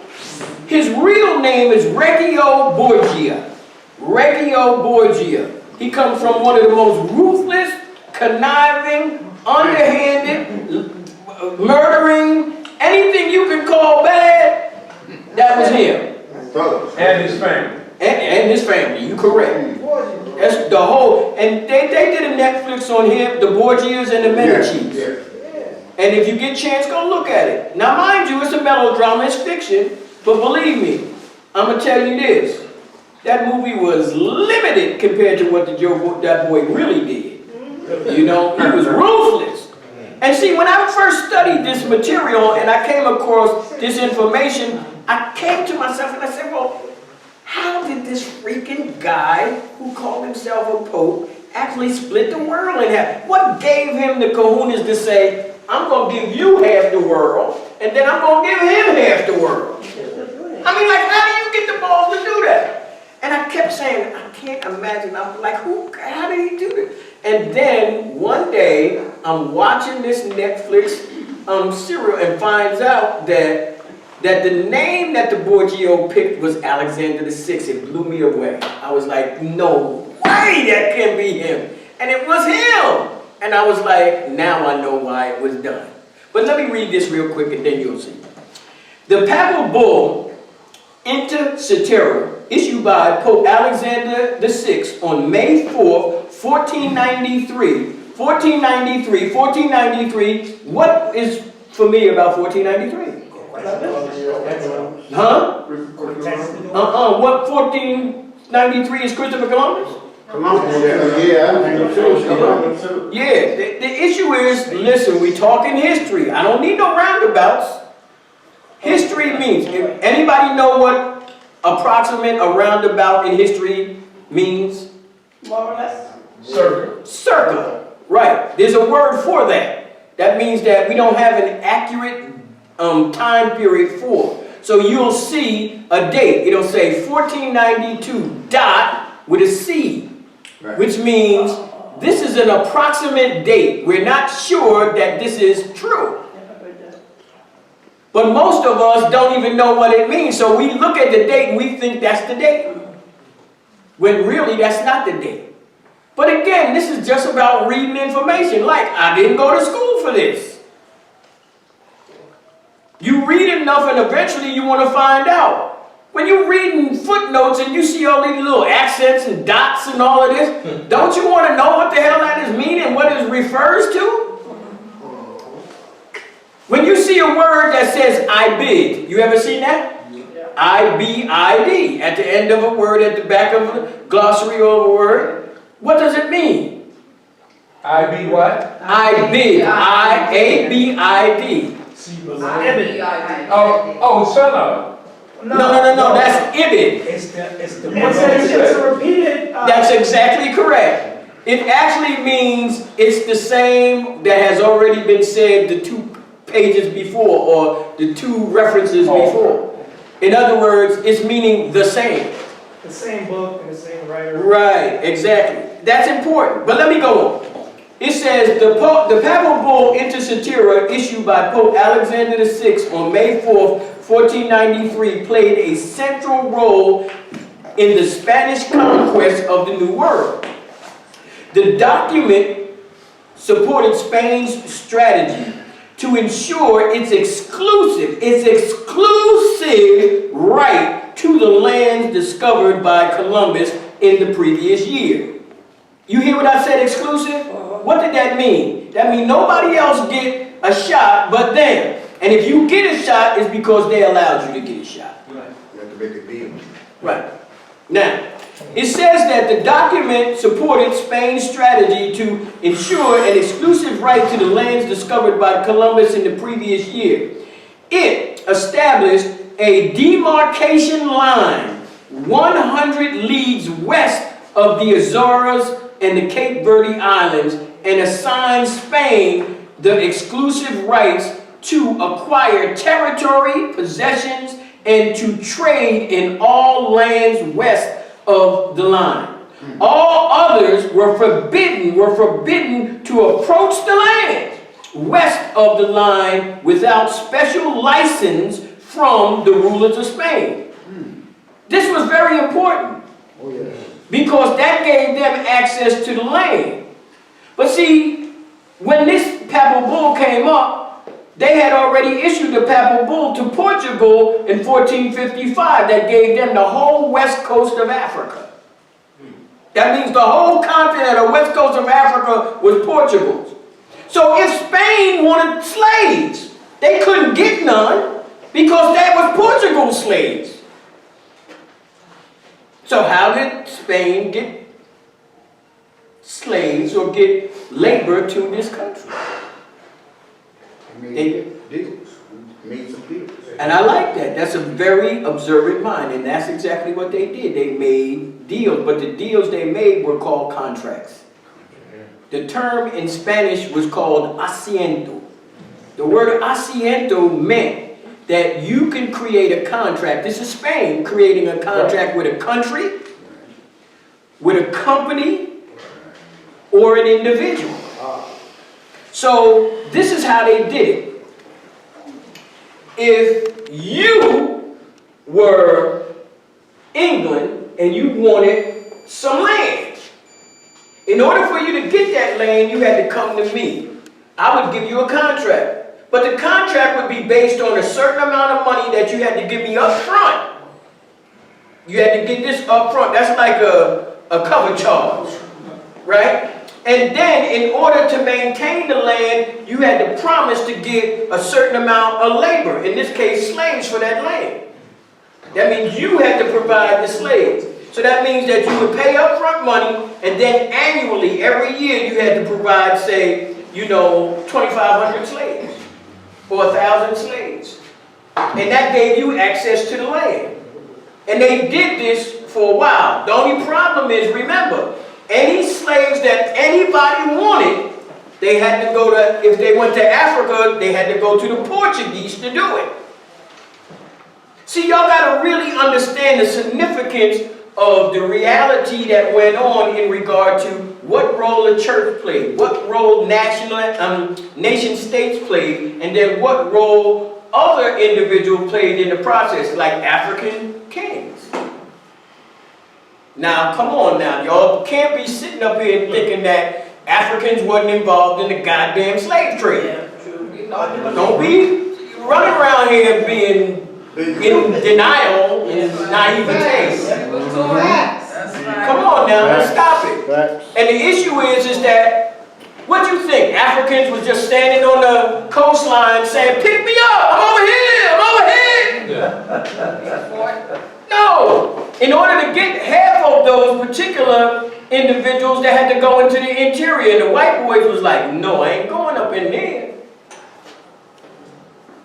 And they made specific arrangements with specific individuals that would provide them with people that they needed for their endeavors. How many Africans you think Africans sold? How many? He said a couple million. How many Africans you think Africans sold? Like at least half of them. He said sold. half. What you say, my brother? 10 million. He said what? 10 million. 10 million. How many you think that how many Africans you think Africans sold? $500,000. 500,000. Go ahead. Many they got their hands on. He said many they got their hands on. Guess what? 200 million. Africans ain't sold no Africans.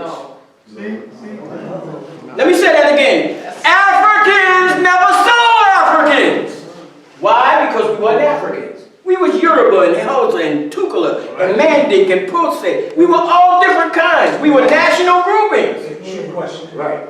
And when I seen you, you wasn't black. You was an Igbo and I was a Hausa. That's right. You spoke Igbo, I spoke Hausa. So it was tribal. You had your culture, I had mine. If I fought you, you was my enemy. And if I took you as a prisoner of war, I'll sell your ass at the drop of a dime. That was not Africans selling Africans. That was Igbo selling houses. That was Tukula selling Mandik. That was Soninke selling Wolof. Don't get it twisted based on what them white boys tell you. Yes, we was involved. But it's a big difference because we get this idea because we black. Everybody seen us and we was all black and then we was all together. That's not how it worked. You right here in New York, you know this jokers down south wouldn't come up here and think twice about nothing. They call them country boys down there. The Bloods and the Crips. Yeah, same thing. Bloods and the Crips, we talking 2 blocks over. Absolutely. West side, east side. Yeah, but the thing is that when we see these events, we can't relate to them in their historical context. We only look at them based on what we see right now. And we assume that that's the worst thing that went on. So when the Bloods is killing the Crips and all of that, we think it's the worst thing in history that ever done. Y'all out your damn mind. You gotta go read the stories of mob violence that went on in the 20s and the freaking 30s. Italians killing Italians like it's okay. Irish killing Irish like it's okay. Y'all talking about Crips and Bloods, blue and red? Y'all know nothing about that. You go read the War of the Roses in Europe. These the jokers went around with red roses and white roses. And if I seen your ass walking down the street with a red rose, I cut it off. This in Europe. The wars went on for 100 years. Yep. They know about it. The gangs of New York. Same thing. But they give you the impression when violence and killing and murder and all of this, they get you the idea that we're like we just started it. Yeah, right. They see violence like, you know, they're so violent. That's why I love this man. This man is the greatest in the world. Because he told me about white people that nobody ever would have ever imagined. All you got to do is just read the etiquette of Europe and you'd be scratching your head saying, how the hell did they get up out of there? Wow. The problem is that we just never took time to really examine the material. So these kind of documents, the papal bulls that were put up, they had as early as 1455 and as late as the 1500s. But the concept that they use for acquisition comes all the way up until 2017. They were still using it legally, yes. That's right. Just recently, Hitler Jewish soldiers. Say that again? Hitler Jewish soldiers. They're using it today. Hitler's Jewish soldiers. Yeah.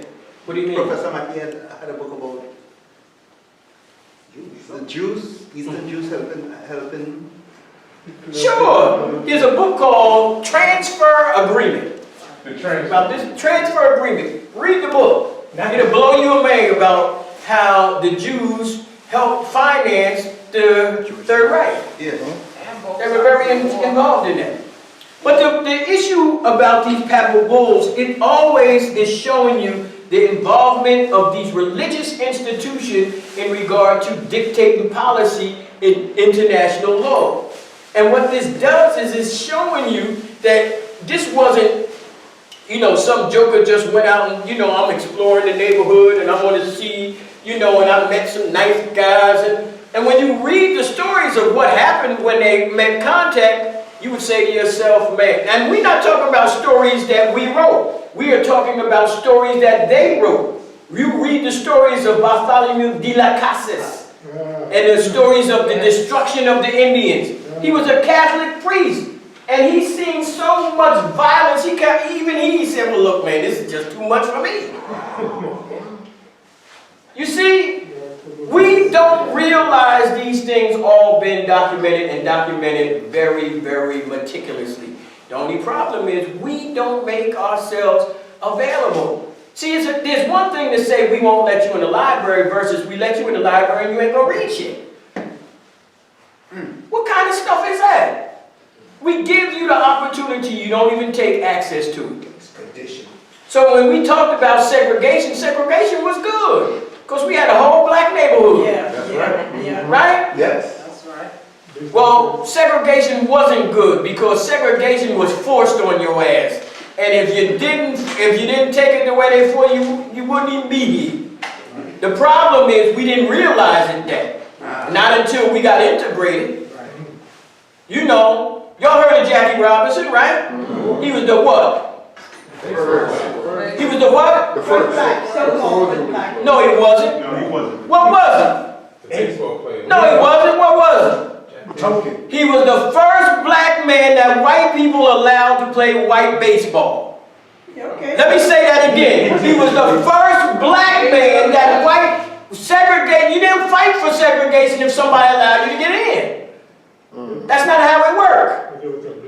In other words, could Jackie Robinson have played if Branch Rickey wouldn't have let him in? No. All right then. But that's not how you ask, that's not how you ask the question. That is how you answer the question, because most people assume that when we say first in America, we think it really means first. It's not. It's what white people have allowed us to do. So when they say Benjamin, Davis the first, what they saying is that we allowed this black man to become so-and-so. Just like right now, they get ready to allow a black woman to become a Supreme Court judge. Why? Because we decided to make her Supreme. Hell no! Because they said, okay, we can put a woman up here now, black woman. Because it was a black And even like 2 weeks ago, they was telling you that, well, how you get to pick a black woman? And all them white men, they pick all them years. What is it, 108 out of 120 or something? And none of them was a black woman. So now all of a sudden, 150 years later, they think it's warranted some great accomplishment because we're going to make a black woman, a Supreme Court judge. I mean, y'all go for the okie doke. It's really okie doke. And we really go for it. We really think it's an accomplishment. No, I always say it's a shame when they have to boast about the first. I always say that's a shame on them, on the country. Well, the issue is that, but you got to remember, see all of this stuff, this verifies you that that's what their intention from the beginning. They ain't never intent on being, you really think America is a democracy? No. Democracy. Well, no, I mean, technically, it's not a democracy. They're going to make them fight each other. Go ahead, Mike. What you're saying is that because people would think that somehow civil rights caused Jackie to get that spot. That's right, that's exactly what I'm saying. To do with civil rights. That's exactly what I'm saying, Mike. In other words, white folks say, well, they looking at the wall, they say, oh, the time is changing, we need to do this now because, we're going to have a little problem with that. So, this is how we're going to be rolling. Yes, ma'am. The same thing applies to Obama. Say it again. The same principle applies to Obama. Of course! What do you think? What do you think that we actually chose it? Yes. We ain't chose that. Ain't none of y'all even know no damn Obama. I say this, if elections meant anything, it would be illegal. I like that. That sounds like Gil Scott-Heron. But the reason I'm saying all of this is to give you an idea in regard to whether we're talking about slavery or we're talking about Christianity or we're talking about history. We're talking about something that these individuals who run everything are very clear about. And they make sure they control it. Go ahead, See, Mike. Trust, what you probably, because you teaching real fast, what you could have probably pointed out is that who developed the narrative? In other words, who told you about the one-drop rule and defined what it is?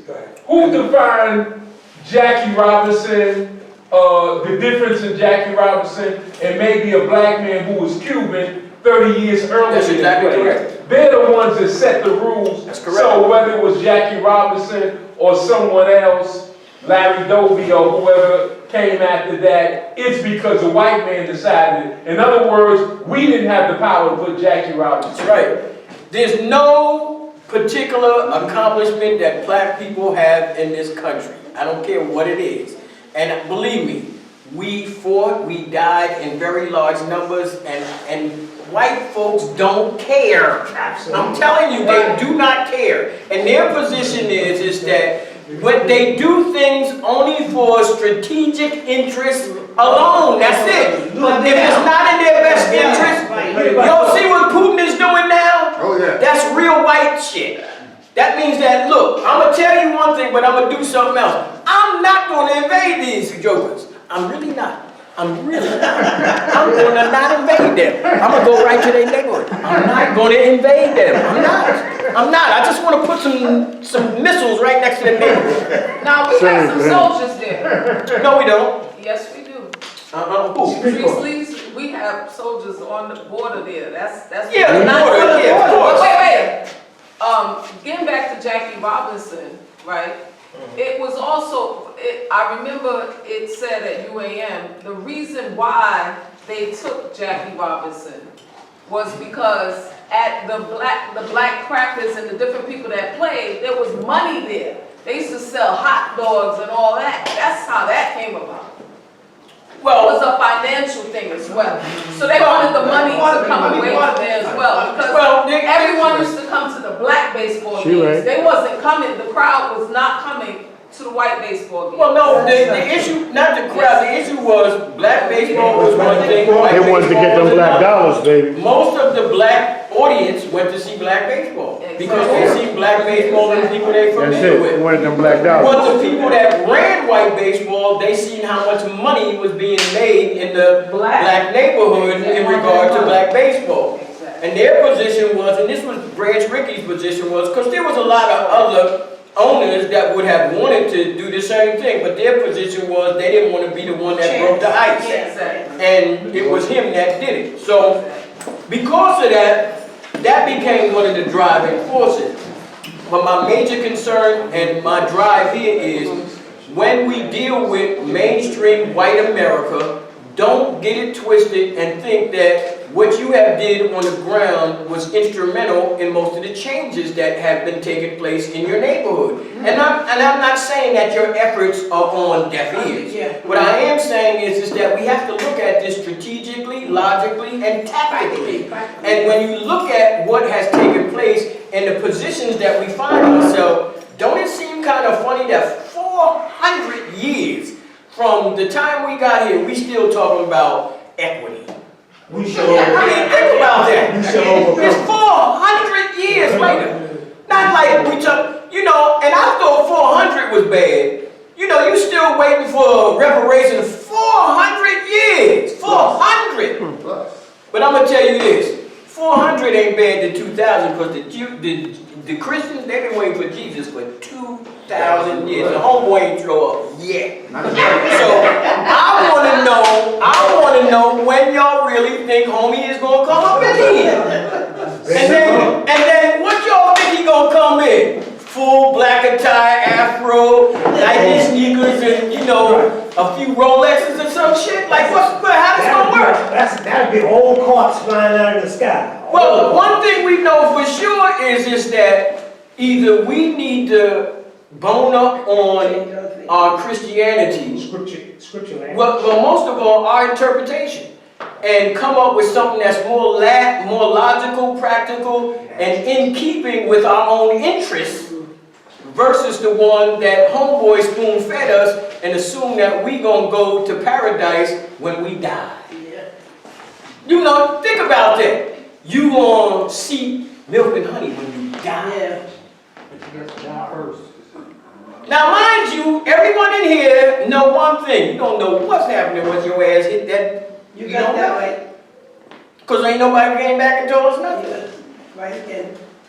So what that mean? That means that if you waiting for death to see paradise, look, I'm just saying to y'all better work with that one. I ain't messing with that. So you can't scream. I want my shit right now. So why you screaming? I want mine right now. Down. Like Dr. Van said, heaven is between a black woman's legs. Woo! Case closed. That's sexist. And every black man, from the time he first come out, he be trying to get back every day of his life.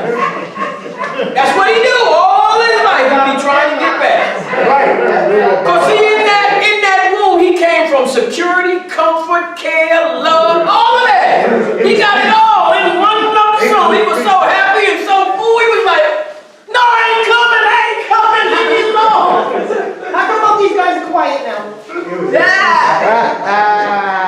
See, because they know the real God is mother. Y'all do know that the first God was a woman. The first God was a woman.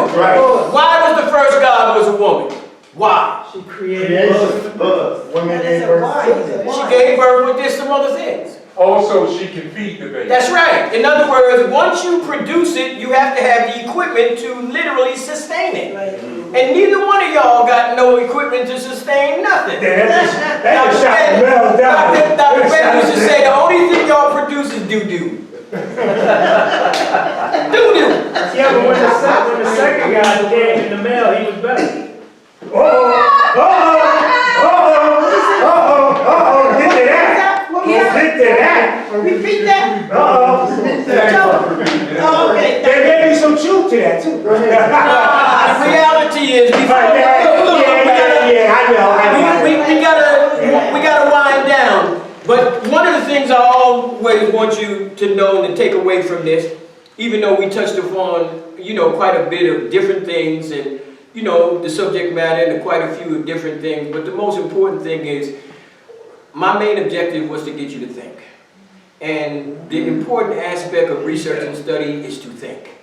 And from Professor Simmons and Dr. Clark and Ivan Van Sertima and Dr. Ben and all of them's encouragement of me was to take what they have presented to me and to share that with you in the most accurate, the most intelligent, the most sound, and the most researched way that I possibly can.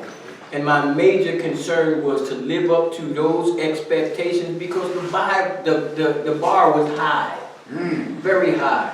And they left it that way for a reason. And individuals who fulfill the requirements of trying to be able to meet that demand, that bar, that high. And my major concern is to always follow in the footsteps of all of the sheroes and heroes that laid the foundation and pioneered for me to be here. I thank you, and definitely I hope we can do this again. Okay, ladies and gentlemen, give Chuck a great big hand. We are gonna be back here in 2 Wednesdays from now. No, Keisha. I do have a few books here for sale. We're gonna come back here 2 Wednesdays from now. We're gonna let Keisha do the start off of Women's History Month. Oh, March, that's gonna be nice. So we're gonna have Keisha do the first week of Women's History Month. Give yourself a big hand. Zoom audience, thank you very much. Are you gonna allow a transgender woman to be the second? Probably after this. And then you coming up. No.